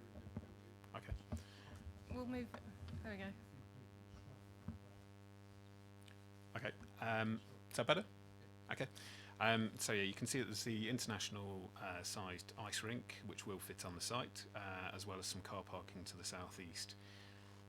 And excuse me, if we move through to how that might look in 3D, you can see in the bottom right image there, it's quite similar to the existing facility with a single story entrance area responding to two sides of a potential approach to the building. In terms of the positives for this site, it is well located in terms of the existing leisure park site. So that has benefits of being in close proximity to similar uses, with this reciprocal benefit that that could offer to both sites. There's good visibility for wayfinding within the town, and also potential for advertising opportunities on the north side of the building facing the railway line. This site also benefits from a separate service area, so excuse me, if you'll notice in the bottom right hand corner there is a roundabout entry for vehicles, and service vehicles would proceed north and then west into the top left hand corner of the site and would be separated from the public, making it a safe area. The site also links well to the existing pedestrian, cycle and bus routes, which would go some way to mitigate the limited car parking spaces that are available on site. This particular arrangement of seating, there's 1,500 seats, is arranged on three sides, so it's again very similar to the existing facility with a two-storey end with bar restaurant overlooking the rink and shop and office, that kind of facility. In terms of negatives for this site, there are two main cons running through the middle of the site, unfortunately. There are two water distribution mains which go to the waterworks on the east of the site. There are also many utilities in the existing footpath which runs down the east side of the site. Now we've rerouted the public footpath in this option, and it's likely that a lot of those services would also need to be rerouted in that way in order to accommodate the building.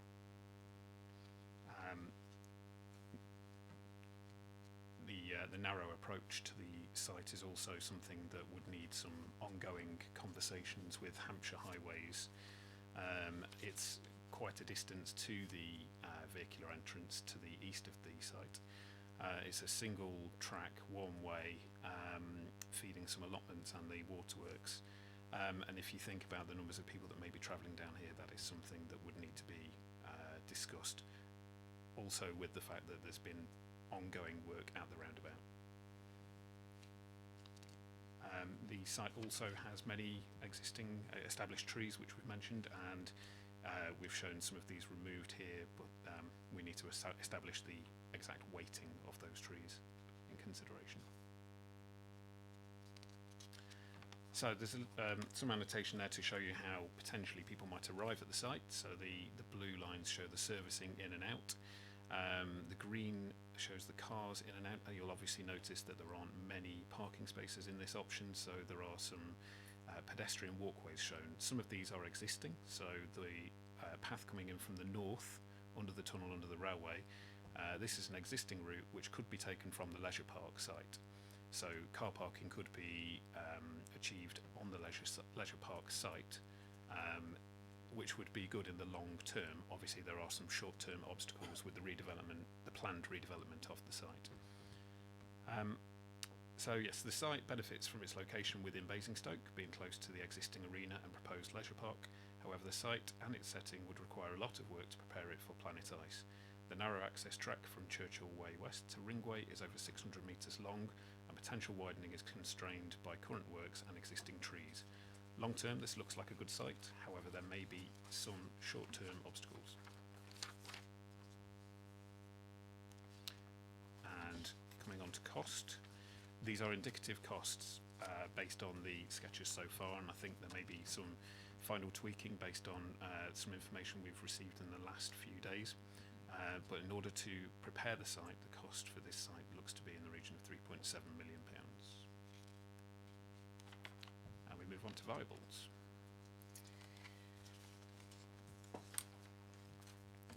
So the viable site and the site at Jay's Close are in very similar areas. The viable site is located southeast of the Viables roundabout. It's located approximately 2 miles south of Basingstoke Centre, which would equate to approximately a 40-minute walk. The existing site is located immediate west of the Craft Centre, which has an existing access off of south off of the Harrow Way. So we've the visitor's site, excuse me, and there are 2 houses on the site at the moment which are in the north area of the site, and these would require demolition. Also with this site there is a pedestrian access point to the southern area of the site. That would need to be widened in order to create a proper vehicle access, and I think in the final report it's likely that the car parking for this site would be separated from that of the craft centre to avoid highways issues of people coming through the site as a shortcut. If we move through to the massing again, what we've had to do here is work a little bit harder. Rather than taking a generic ice rink facility and plonking it in whatever way fits on 3 sites, we've actually had to think about the planning issues. So this site has a lot of area, but it's not actually distributed in a way that's very easy to lay the centre out. So we've positioned the building as far northwest as we can, so that any overbearing and overshadowing is mitigated or reduced as far as possible. We've also moved the 1,500 seats to the west side of the facility so that we can slope the roof and therefore reduce the height adjacent to the existing craft centre, in the hope that with some a planting buffer that the impact would be reduced. We're aware that obviously there's a huge scale difference between the 2, and we're trying to do what we can to reduce that impact. Furthermore, we could, there is about 3 or 4 metre drop over the site, which goes down to the northwest end, so there is the opportunity to possibly bring the centre of the site to the same level as the northern part of the site, which would then bring the building down again. So again, in terms of pros, we have the visibility from the roundabout, which again is good for the wayfinding of visitors and brings advertising and branding opportunities. This site has the highest number of on-site car parking, which could be shared with the craft centre, which we know is something that they've been seeking. There's potential as well elsewhere in the site to replant trees that may be lost as part of the development. And as with the Thornycroft site, this has a good connection to existing footpath and cycle network. So the cons for this site would be its location within Basingstoke, being that it's further from the Thornycroft site.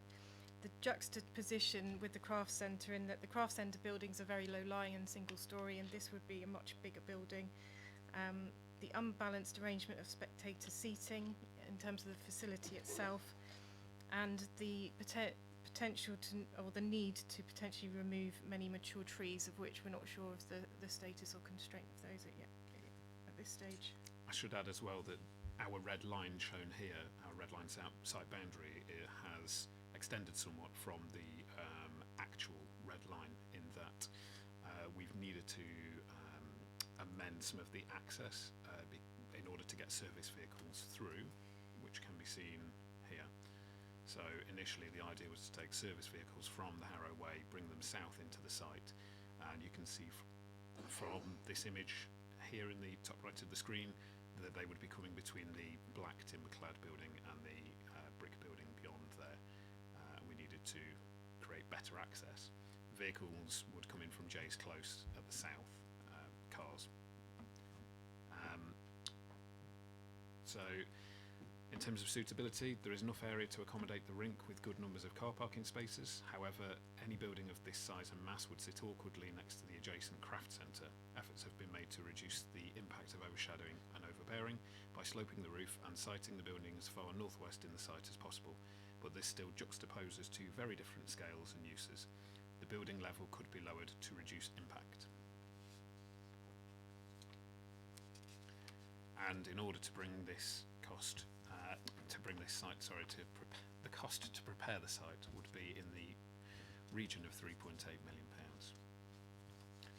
You can see here how the access would work for pedestrians using the existing network, arriving at an entrance shared with the car parking area, and also the advantage in this site is that it's easier to evacuate the building at the end of ice hockey matches, as there's good connections to the existing footpath network and back to the car park.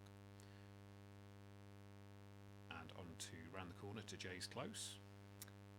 So both the site at Jay's Close and at Viables are both located within the Viables industrial estate, and that whole area is protected in the local plan under policies E1 and E2, and that is an employment designation.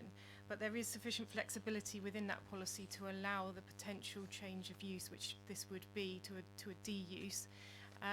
So there is sufficient flexibility within that policy to allow that to happen.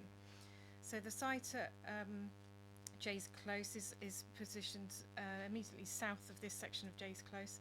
It's probably it is the most regularly shaped of the three sites, and therefore it makes it more efficient. It is a more efficient use of the space. Again, it's a similar distance from Basingstoke Centre, a couple of miles to the north, approximately 40-minute walk, and it's positioned between, if people who know that area or don't, it's positioned between the Megget building to the north and the tailor-made building to the immediate south. On visiting the site, this was the least accessible of the three, and for a long period of time we were working with some unknowns with regard to the bund, which you can see in view 1 on the left hand side and in view 2 in the centre. This bund runs around 2.5 sides of the site, and we'll come on to this more as we go on, but assuming that the site can be cleared and levelled, again we get the international size rink, and again we get 1,500 spectators distributed on 3 sides with a 2-storey end block. There is also the opportunity on this site to provide other services for the surrounding industrial estate, so potential for a small shop to serve during the day. Moving through into the massing, this is a fairly standard building. We've rounded the corners because there's a visibility splay potential for vehicles going around Jay's Close, and we've created a plaza entrance. entrance. We need to try with this site a little bit harder to create something that can be visible, because its location within Basingstoke and within Viables itself means that it's not as prominent as the other 2 sites. As Catherine mentioned, the regular shape of the site is a definite pro, and has helped to establish that it fits nicely. The hours of activity are unlikely to conflict with the surrounding uses, we feel, and there is also potential to compensate for any dip in parking numbers by using some of the existing surrounding parking areas. So in terms of the cons, as we talked about, its location within Basingstoke and within Viables makes it less visible than the other two locations. At this point in time, there are some unknowns in relation to the bund. At this stage, we do not believe that to be contaminated, but further investigation is required. We've also shown the potential to provide additional car parking within the previous viable site to the north, just off of Jay's Close. And in speaking to Planet Ice about their parking requirements, because it became apparent that it was a tight fit for each site in various different ways, and achieving something like 300 parking spaces was always going to be incredibly difficult.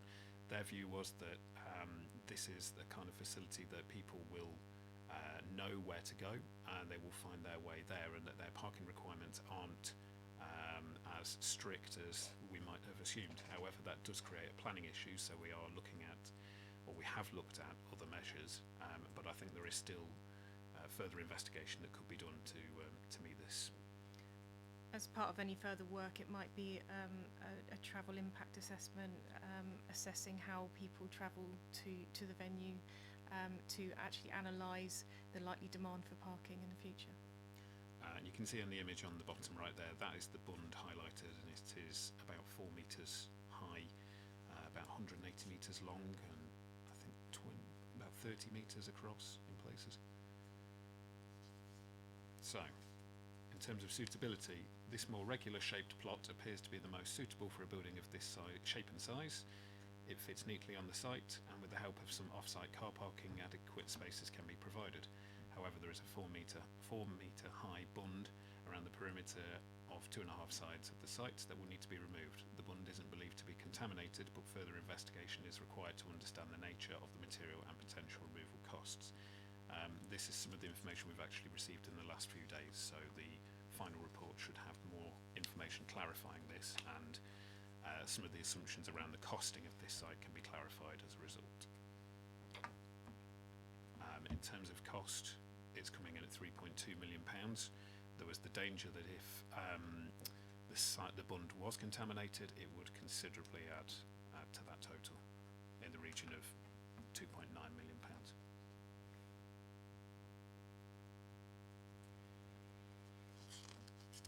So we were appointed in late August, and we started on site in early September, so it's been quite a quick turnaround. It's not easy sometimes getting hold of utilities information. That can take quite a lot of time, and then doesn't necessarily leave a great deal of time to respond to. So we are due to finish the report in the next 7 to 10 days. Couple of weeks, yeah. But there are other things that will be then required. So moving forward, there's still further investigation work that's needed in terms of the ecological potential for each site, and that is, if people understand, there's a restricted window in which you can assess that. There's additional site investigation work to be completed, potential for looking at traffic impact assessment, again going back to what I was talking about in terms of the Jay's Close location, analysing the travel behaviour of people accessing the venue will be really important in terms of influencing how much car parking is needed. And in terms of access in general with all sites, continuous discussions with Hampshire County Council.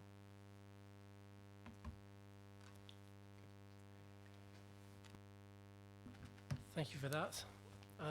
Actually, before we move on, I've got a few more clarifications really on the costs.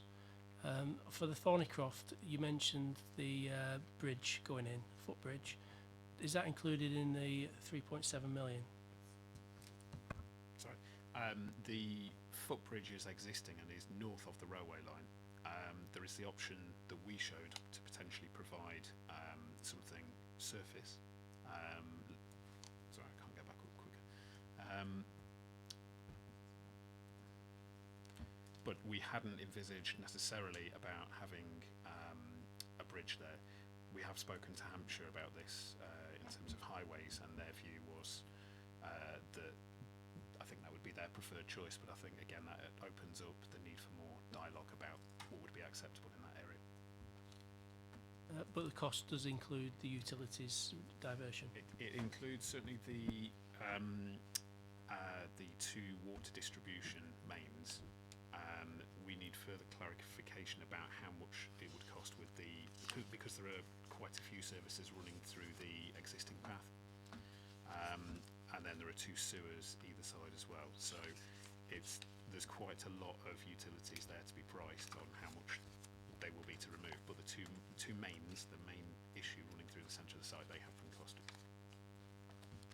Okay, thank you. Can I open it up to councillors? Councillor Jones? The Jay's site, when we talk about clearance, I was on the understanding that even if it wasn't used for the ice rink, that would have to be cleared, so the costs would always remain the same, whether it's contaminated or not, because it's our land, and obviously at some stage we want something on it. We don't, so therefore that cost should be borne by the council anyway, if you see what I mean. Can I just ask, we've put an allowance in for clearing non-contaminated bunds. That's included in the price already.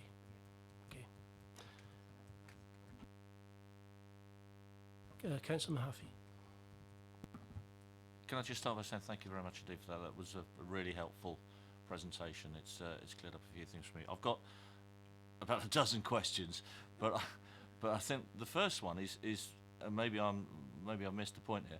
What are we actually being asked here as a committee within the confines of this meeting? Are we being asked to point at one of these and say this is the one we like, or what?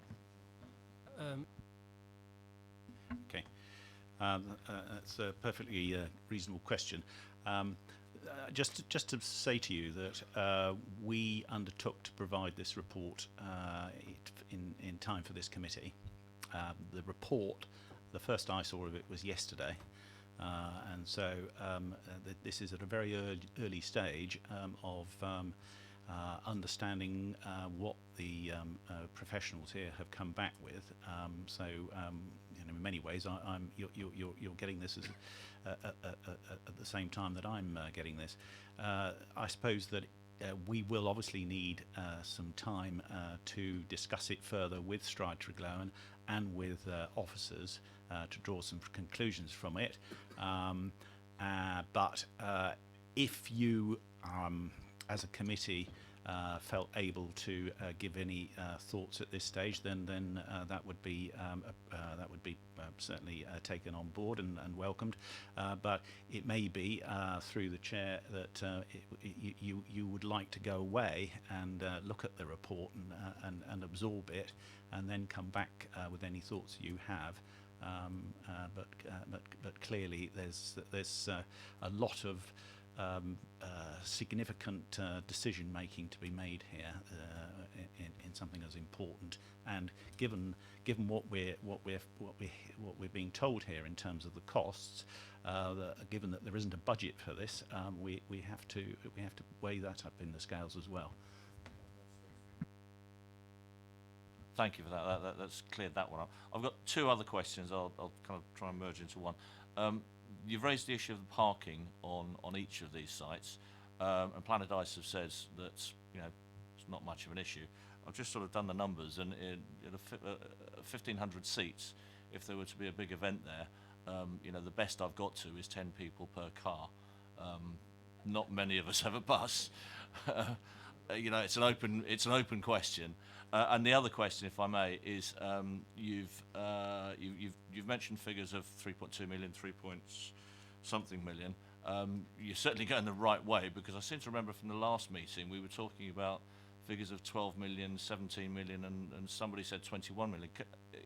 What have I missed? This is just the remediation of the land, is it? Okay, and then the cost of build would be on top of that. That's what I've missed. Okay, the parking question is weighing heavily on my mind. Thank you. So just to come back to you on the parking, from what we know from looking at the council's car parking standards, for a facility such as this, the parking requirement would be in the region of around about 300 spaces, roughly. When we've spoken to Planet Ice, they've indicated that they would be looking at something in the region of 100 to 150 spaces. So that's why it's really important to follow up this work with an analysis of exactly what the demand is for parking. How do people visiting and accessing the venue get there? Do they car share? Do they come independently? Do they use public transport? Okay. One last one. Sorry to dominate proceedings, but you raised a very relevant point there. I remember at the last meeting I asked for some sort of usage pattern on the existing ice rink.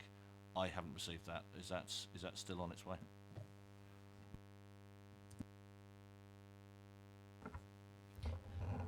Yes, it is. We have been talking to Planet Ice.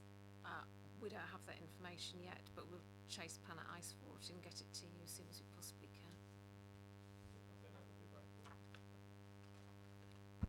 can. Can I just go back to Councillor Mahaffey's first question on parking?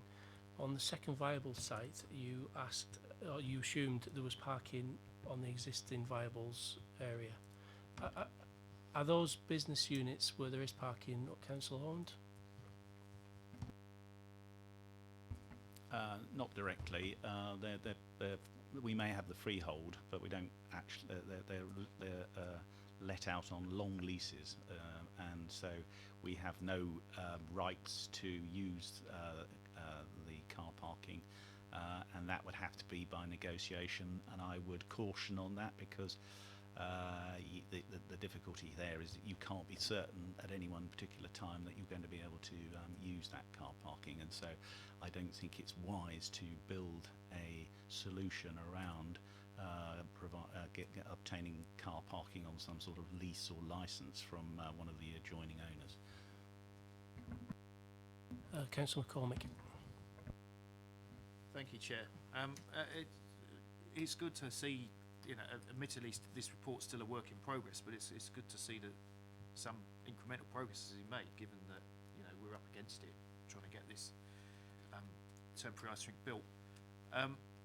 I did have some questions about parking, really, and I'd like some assurances, really, that we will make sure that there is adequate parking for the viable sites, whichever one gets preferred. For what it's worth, I think the tailor-made court one is probably the better one of the two. Viable's paddock, knocking down two houses and the close proximity with the craft centre, that makes me very nervous. But I think the bigger issue regarding parking is very close by there. You've got two housing estates, Harroway and Brighton Hill. The residents are not going to appreciate having all these cars parking on the roads if there's inadequate parking. We've got to make that an absolute requirement that we get it right on the parking.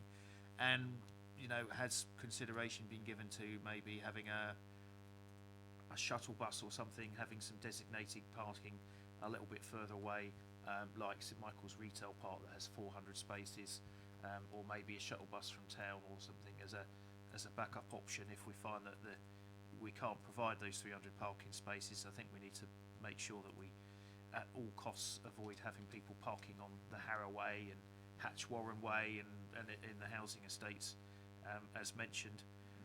In terms of the Thornycroft one, I'm very nervous about that one now, especially the water utilities, the waterworks, and also the access roads and parking provision there. I mean, in an ideal world, we would want it as close as possible to the leisure park itself, but that site to me just seems like there's going to be all sorts of problems there, and if we get it wrong, potentially the town doesn't have water for hours or days. So I'm really nervous about that one.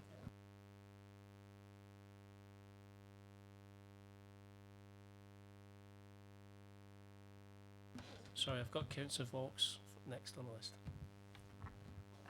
Thank you, Chair. Just following on from Councillor Mahoney's question, really, the paper says it will need to be decided if any of the potential sites is acceptable, and if so, discussions will then be held with Planet Ice regarding mutually acceptable terms. So my question is, really, we've got three here. We've got pros and cons and suitability. None of them have been absolutely ruled out at this particular point. Does that mean that we are going to narrow it down to one? Is that our intention, or is it that we might actually have negotiations with more than one? I think it's helpful for us as a committee to understand the outcome eventually after the next step, if that makes sense. To answer that, clearly there does now need to be an evaluation process that's going to go on, but there's a lot more investigative work that is also need to be done, which may help us in determining whether one site stands out above the others, or when none of them are suitable. And as you correctly point out, there will need to be a dialogue with Planet Ice. Package, if you can look at it that way, that we're talking about is on the basis that Planet Ice invests in the cost of the new building. So there's work now to be done in evaluating things, discussing things with Planet Ice, assessing what the feasibility of all these options is, and also looking at from the point of view of our responsibilities in terms of the holders of the public purse, of how we can justify the sort of costs that have been revealed by the work that Stride Trelawn have done. So there's a lot of work to be done on this, but I'm clear that that we need to apply ourselves to this so that we can come up with some answers as soon as possible. But it's complicated. It's not straightforward, but we do understand the level of interest there is in coming to some answers on it. Chair, just quick. Thank you, Councillor Isa. I think that's very helpful. So what I hear then is that it might be helpful from this committee if we have things raised like Councillor McCormick has raised and other members of this committee for further consideration, and that would be helpful to add to the process. But we are not likely to be making decisions at this meeting. It's more about comments and advice. Yeah, thank you. Councillor Kinnear. Thank you, Chair. Can I just check, to prepare the site, who is paying to prepare the site? Sorry, I know Planet Ice are paying for... Oh, sorry.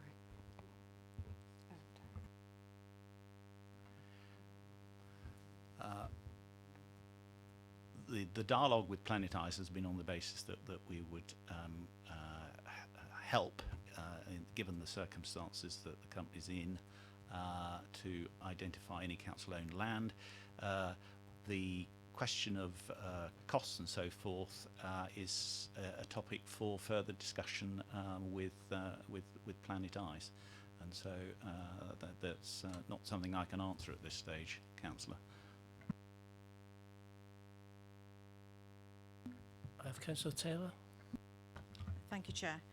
I mean, first of all, I'd actually like to thank the members of the public who have had the forbearance to stand 2 hours of other business to get to this point, and to thank them for coming and for doing that. It's a shame we couldn't deal with this a little bit earlier for them. Most of my questions and concerns are about the issues that are not necessarily to do with the sites, because I'm getting the sense that there is more information to come, further assessments to take place, and a final report to come. So I'm not sure that there's much value in dwelling on that. I mean, other than to emphasise the parking spaces, 150 I definitely don't think would be enough. I think perhaps talking to the user group would be sensible. It's not just spectators that go, but also, you know, competitors, and they tend to have quite a bit of equipment that they take with them that they're not likely to lug on a bus, for example. So parking is going to be needed, and I think you know, a wider discussion with more people wouldn't hurt for that. My particular questions are around some of the other elements of the work. first of all, I'd like confirmation about where we are with this in terms of that this is actually still a temporary site that we are talking about. I mean, I've heard posited rumours that Planet Ice feel that they would prefer to only do a permanent rink. So I really would like that confirmed, whether this is temporary or permanent. I appreciate that there is work to do on the assessment of the land, but sometimes, and particularly because time is short, we need to do some things hand in hand at the same time in order, the old PERT diagram network, to get things coming together.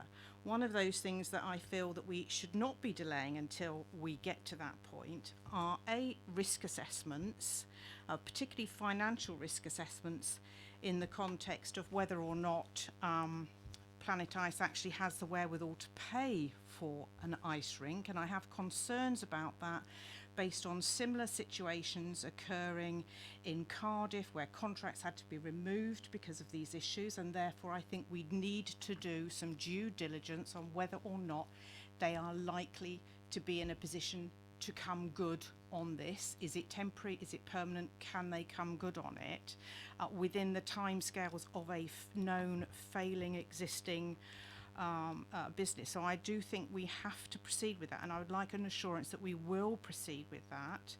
I would be really concerned if the only way it could be proceeded with is by any lease that we were to be given be used as security for a loan, for example, in order to do the building work. So I think that is a very important thing that needs to be looked at now. It can't be looked at later. The same thing comes with state aid, really leaving it to the last minute. I mean, there are issues that we might be able to benefit from, for example, European blanket exemption regulations, which exempt sports arenas and sports facilities, for example, and knowing that might make a difference in terms of how we proceed. So I think that these tasks should all be done together and come together at one point.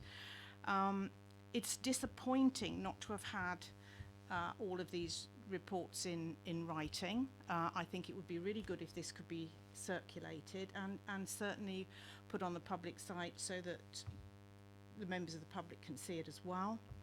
And I really do feel that we should now have a meeting in November. It will replace the meeting that we've lost, and even if the ice rink is the only item on the agenda, there clearly progress needs to be made, and we need to be on the ball with this. So really what I'm saying is this temporary or permanent now?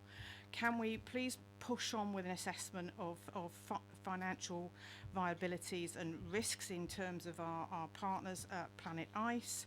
Can we have a meeting, please, in November to take this forward? And can we have all of these reports in writing and put up on the website? Thank you. Thank you, Councillor Taylor. I can confirm that there have been discussions with Planet Ice about the possibility that this could be a permanent solution, and no decisions will be taken on that.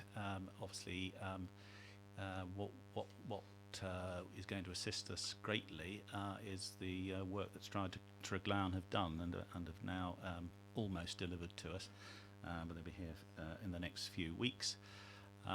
There is, I understand, not a great difference in the cost of the construction of a temporary building as compared to a permanent building. But obviously, from the council's point of view, there is a difference, because what we'd be looking at is, instead of giving up land on a temporary basis, we'd be looking at giving up land on a permanent basis, and so there's a different set of discussions to be had in those circumstances. Then, in terms of the question of risk assessment, yes, I wholeheartedly agree, and you'll be pleased to hear that that's exactly what we've been discussing with officers and our advisors. It is important that with the benefit of this report with us, we now look at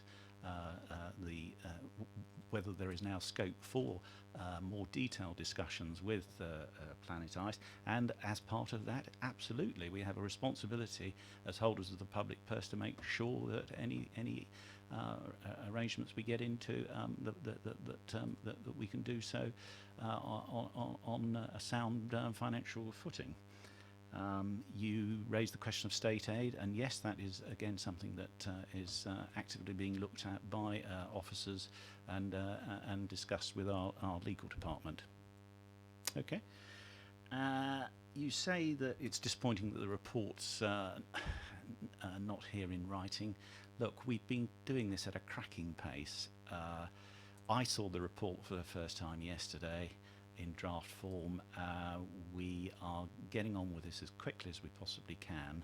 So I think it's not a fair criticism to make at this stage. Then you talk about a meeting in November.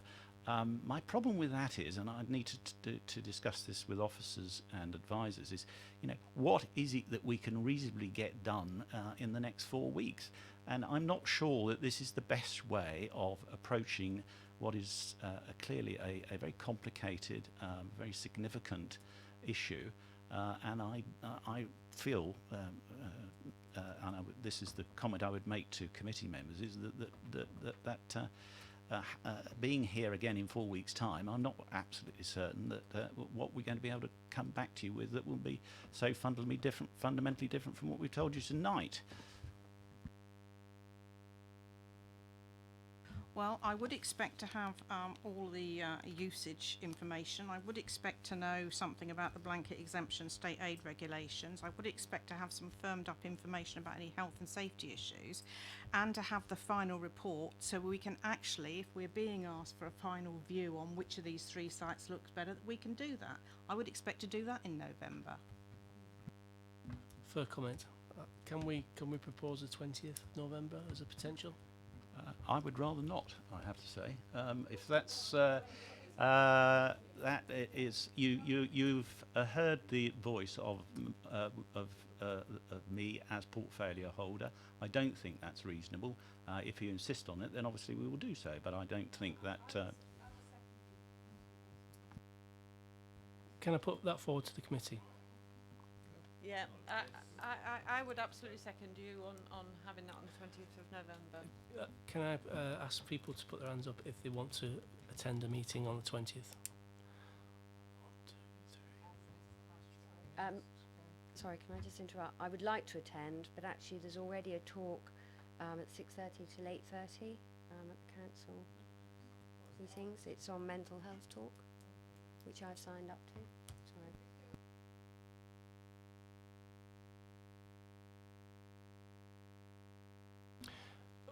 We have quite a bit of reading to do because we've not received this report yet.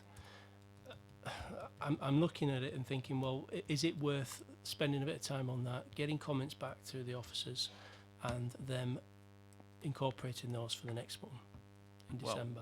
We are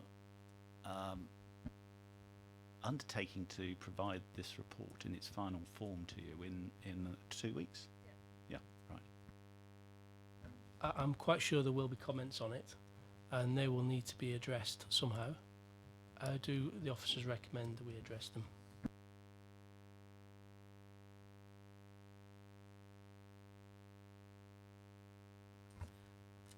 As part of the extended final report, yes. So the extended final report will come to everybody in this group for comment. We will have comments. How do you expect those comments to come back and to be incorporated? Incorporated in the report. But you can make comments on a final report. That's a final report. They're being paid to do a professional job, and you can make your comments, and we will, as an executive, we will take account of your comments. Simple as that.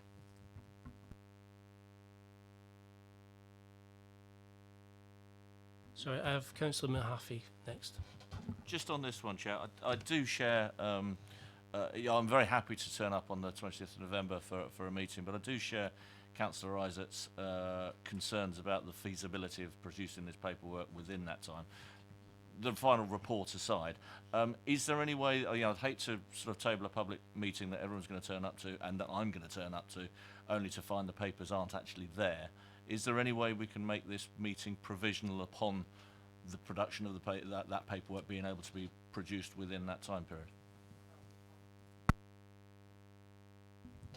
Is that a satisfactory request? It's your committee.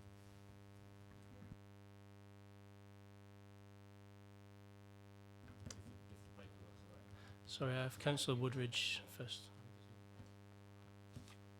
Councillor Woodridge? One thing we haven't spoken about a lot tonight is the existing health and safety concerns of the existing site, and I know we've got officers here who are going to comment on that. I think it would be helpful to hear from them now, because I think that will add a sense of urgency which seems to have been lost a little bit tonight. So are we able to bring those officers in to comment on that, please? Is that okay to do?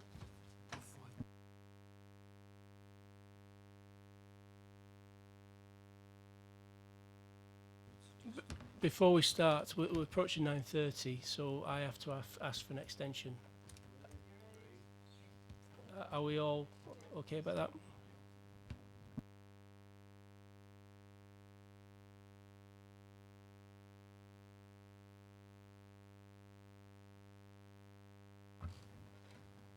Okay, so just to give, it's a bit too close for me. Just to give a bit of a history. So back in 2016, Peter Brett were appointed by Planet Ice to undertake a detailed structural survey of the existing ice rink, and they put forward a number of recommendations to Planet Ice on what they needed to address. They also suggested and recommended that they undertake further visits every 6 months to continue that assessment process and to ensure that there weren't any further concerns coming to light. So all of the recommendations that were in that 2016 report, Peter Brett's report, were addressed by Planet Ice, and all those recommendations were complied with. And since that point, Planet Ice have been inspecting and revisiting the ice rink on a 6-monthly basis to, again, just to reassess and make sure that the situation has not changed significantly. I can go into some more detail about that, but there's the most recent assessment was on the 4th of October, and again, I can give a bit of detail around that. So they reported that there was movement on the ice pad upwards, but that it was localised to the pad itself. Again, there were some minor issues around tripping hazards, which again were addressed by putting in tripping some hazard tape, to cover over those and make sure there's no sort of tripping hazard to the public. Basically, the essence of it is they are managing it appropriately, and they've got the specialist advice in the form of Peter Brett in terms of the structural engineers assessing this to make sure that there are no adverse risks to the public. So we are satisfied that they are doing what they should be doing to assess the risk and to deal with any issues and act on the recommendations that their advisors are putting forward to them.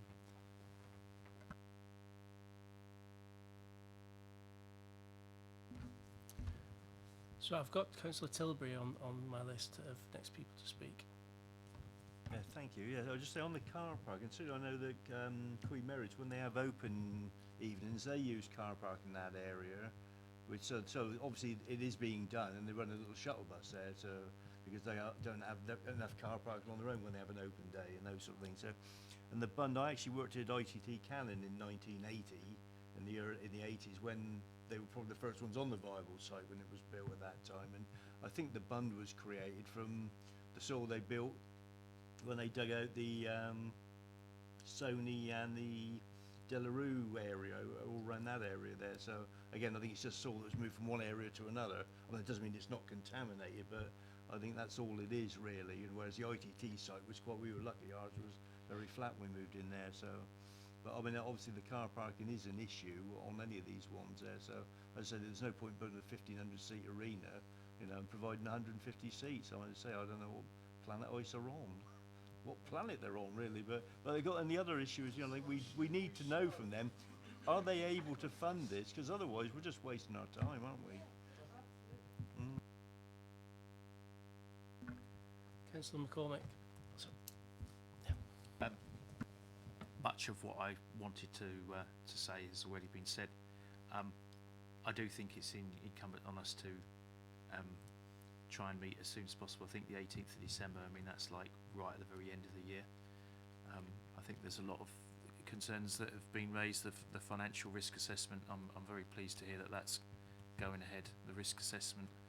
I think we really need to be focused laser-like on having delivery of this temporary ice rink next year, because I think at that point, you know, we're talking about actually having something built in 12 months, and that really isn't a lot of time.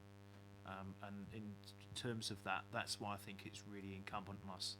I know that we don't like, all of us don't like having meetings, but it's really incumbent on us that we do not lose momentum between now and the end of the year, because next year we really need to be hitting the ground running, cutting the first sods and getting this thing built. Thank you, Councillor McCormack. I just want to correct something there about how long it's likely to take to construct a temporary or a permanent ice rink, but certainly a permanent one. I think if I look to the experts to my left, that we're looking at probably. They gone? Oh, where they are? Oh, down there. Yes, they might have been in some difficulty in answering this one, but I think we're looking probably at more likely 18 months, aren't we, to do that? You think a year? Okay, well, good. Right, and then okay.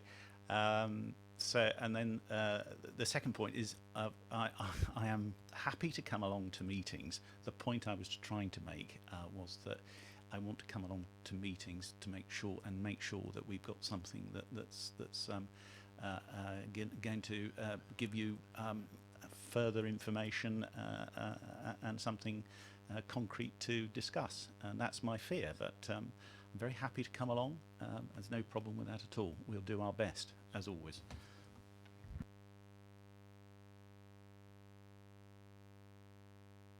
Can I just put some clarity there? We had a show of hands. It was an equal show of hands, so I guess I make the decision. I'm going to postpone it on the advice of councillors and the officers. I think we've got enough to digest. But okay, we can do it again. So those in favour of a CEP meeting in November, raise your hands. So it's 1, 2, 3, 4, 5, 6, and those who are happy to carry on till December.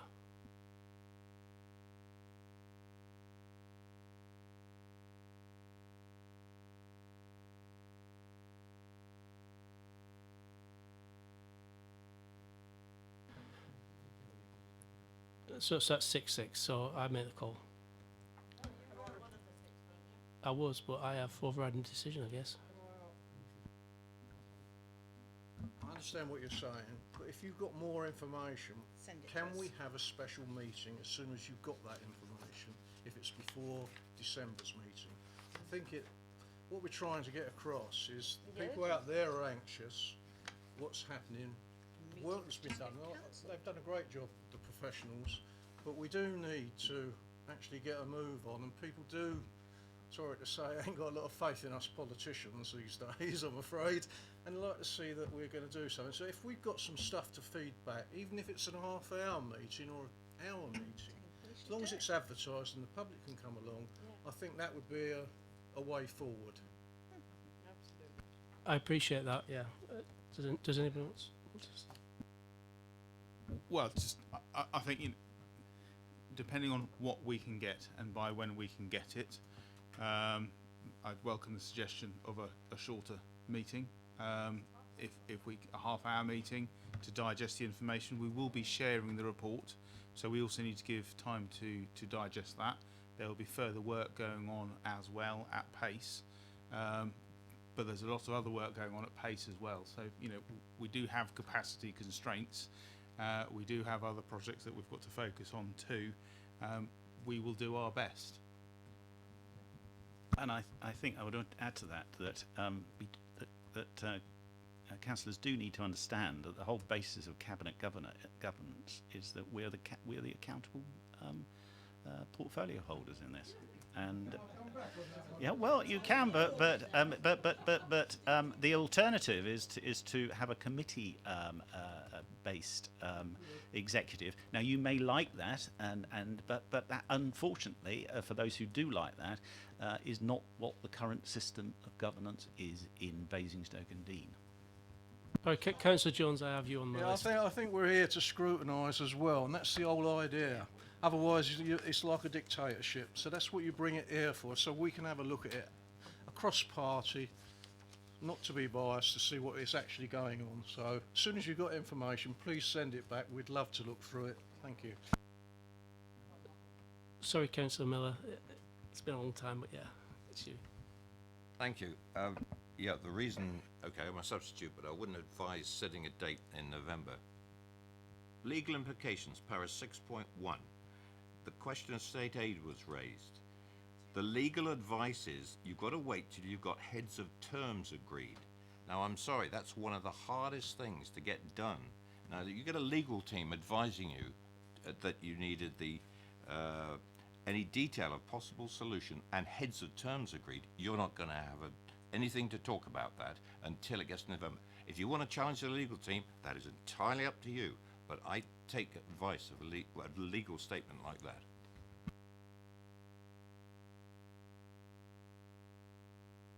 Yeah. I come back on that, if I may. What we discussed in the last meeting 2 months ago was not just, it's about the issue of state aid. And one of the issues of state aid is to explore whether there are blanket exemption regulations, which there are. Section 50 applies the EU blanket exemption regulations that relate to sporting facilities. Now, that's a simple push-pull yes, no, that they exist, they could be applied, how might they apply, and that might then influence the heads of term, I'm afraid. So actually that is something that could quite quickly be looked at, and it's very specific. I think we had confirmation from the officers that they were looking at that type of thing, and I mean, it'd be useful if you could list those to the officers so they could address them. Councillor Mahaffey. Again, to liken it to Brexit, we've spent an awful lot of time this evening talking about process. We haven't spent much time talking about the ice rink. So I thought I'd just add my one thought that I have on my preference for the three options there, was that I pick up on Councillor McCormack's comments earlier about his concerns about the Thornycroft site and cutting Basingstoke off from its water supply. But I think the one issue that we're all agreed on, I believe to be the overriding issue, is the parking, because if we get it wrong in the viable site, it is probably the hardest thing that we're going to be able to mitigate. Once people are parking in Brighton Hill, we're not going to be able to, we're all going to look bad, and we're not going to be able to remedy that.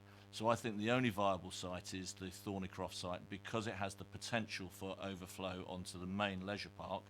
So my question to the portfolio holder is, are we confident that the parking on the leisure park, can we guarantee that the available parking will be on the eastern side of the leisure park so that it's close to the Basingstoke?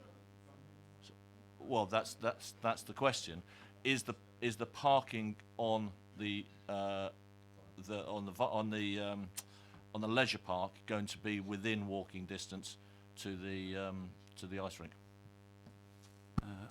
You raise a good point, and it's clearly the question of parking for all three sites is going to be a crucial one, There does seem to be the possibility of an opportunity of using car parking on the leisure park, but I need to understand the possibilities by, and that's work that officers will need to do and will form part of our evaluation of the sites. I just don't have the answer. You got this hot off the press, this report. I saw it yesterday.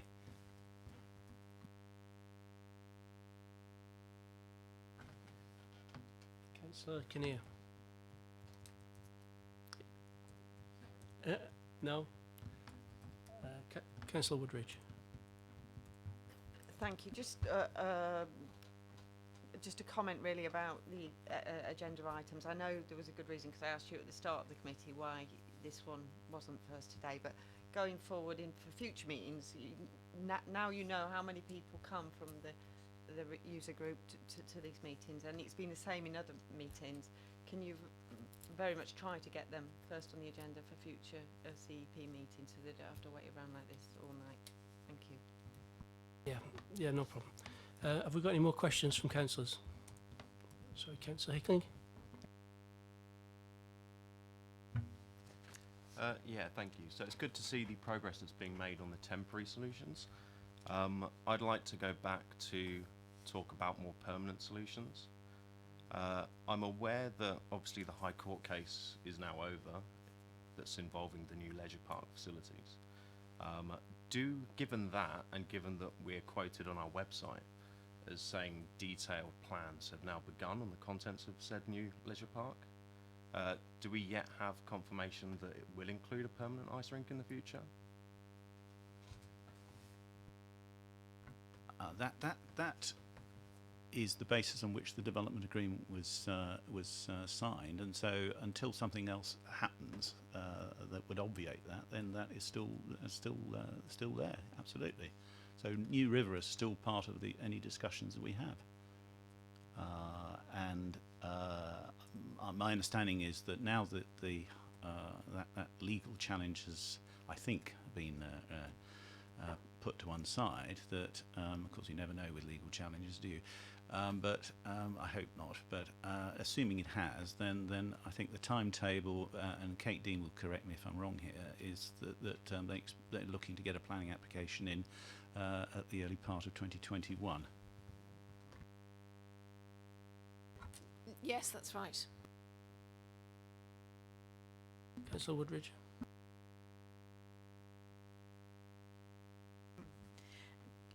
I wonder if I could just pick up on something you said there, Councillor Isaac, just to clarify for me, because I always get terribly confused about this.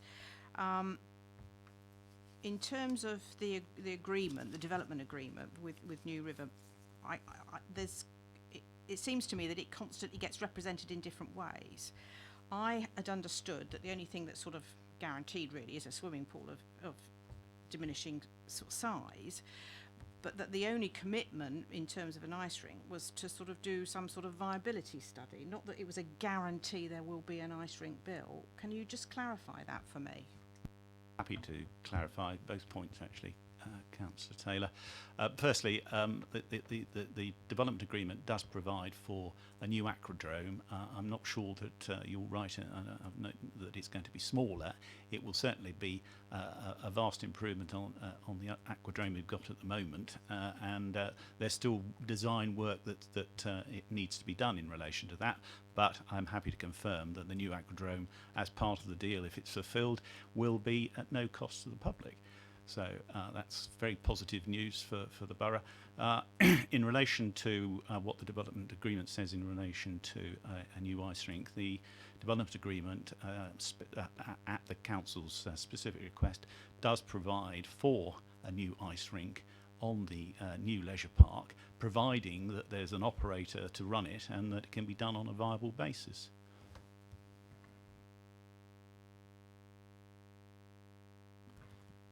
Do we have any more questions from councillors? Okay, well, I'll try and summarise that. So, first of all, I recognise that we've got a new team on board, and welcome on board. And I I see that the report, we drew up a preliminary schedule, which was very, very rough, but we're not far off that schedule when we drew it up in summer, so I'm quite happy with the progress so far. We need to address a few issues.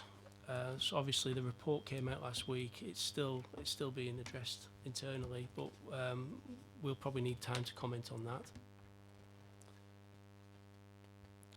There's issues around costings and how we address the report costings as well. We brought up the bund issue and the fact that it will need clearing whatever we build on there. So can I suggest we try and itemise as best we can things so we can have a look at the costs comparatively.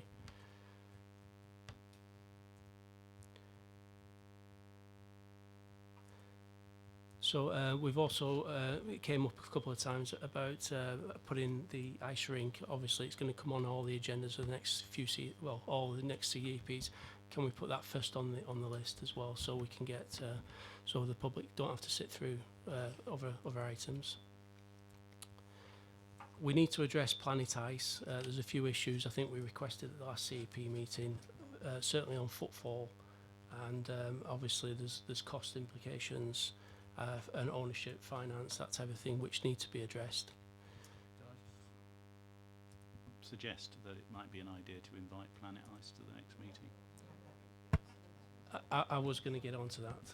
I think we did make a point of trying to invite Planet Ice to this meeting, but obviously that's not happened. So can we make that request again? I think that's it.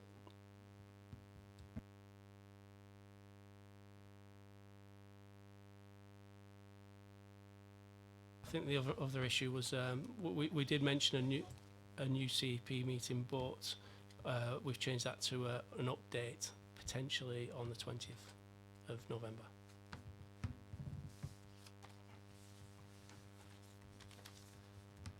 So I'll go on to the next thing on the agenda. So I'm quite happy for everybody to leave if they wish to, which is the work programme.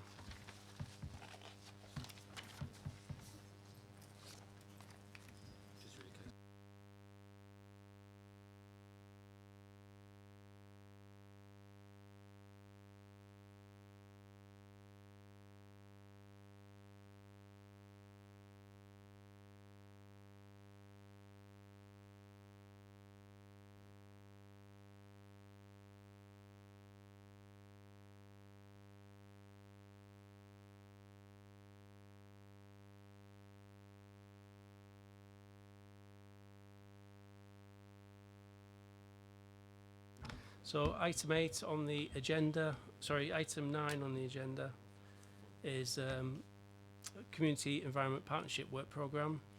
Do any members have any issues with the proposed schedule? Councillor McCormick. I mailed in a form for looking at climate emergency and addressing parking and the need for charge points and re-evaluating our parking criteria. I'm not sure if it has made it. I haven't really received any encouraging replies. It was mailed to Democratic Services. Is it? Yeah. Yeah. And I've got 2 others that I'm in the process of submitting, so I'd like to know what's happened to the first one before I push the send button on the other 2. Councillor Cormick, I can't comment on the first one. Ellie's been off sick for the last few days, so I will establish where that is and see where we are and get back to you on it. But if you submit any others, we will deal with them and add them to the list. Thank you. Any more comments?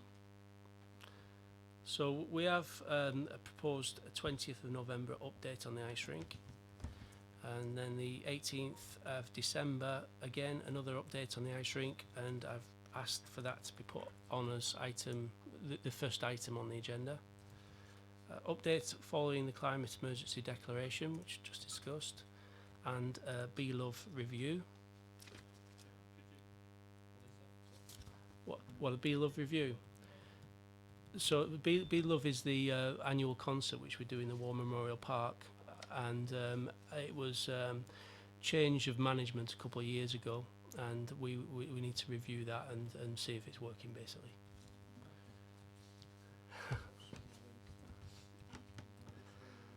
And also add any suggestions as well. So. And then on the 29th of January, we've got, again, an update on the ice rink, and then we've got the care leavers and corporate parenting responsibilities. And that's it.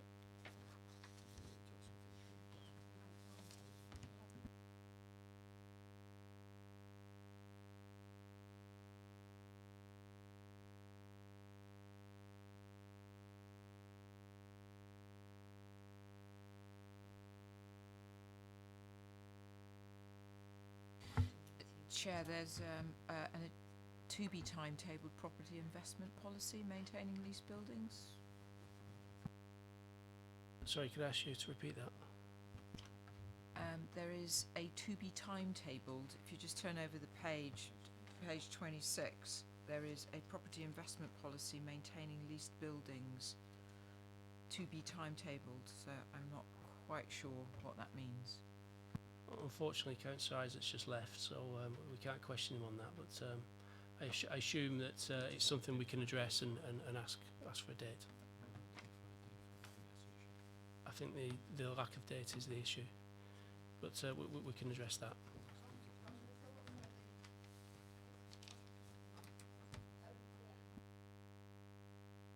Yeah, sorry, I was going to come on to task and finishing groups. I was just going through all the notes.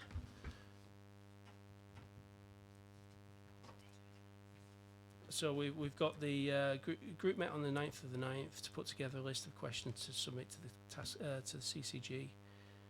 The group agreed to have a final meeting once they have received a response from CCG.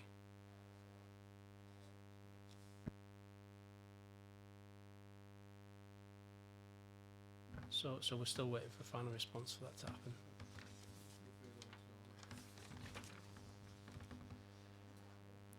We've also got the CSPO scoping group.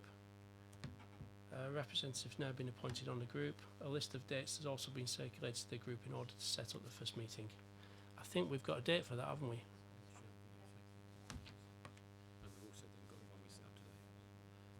Right, okay. And we've also got the one we set up today as well, which we need to work on.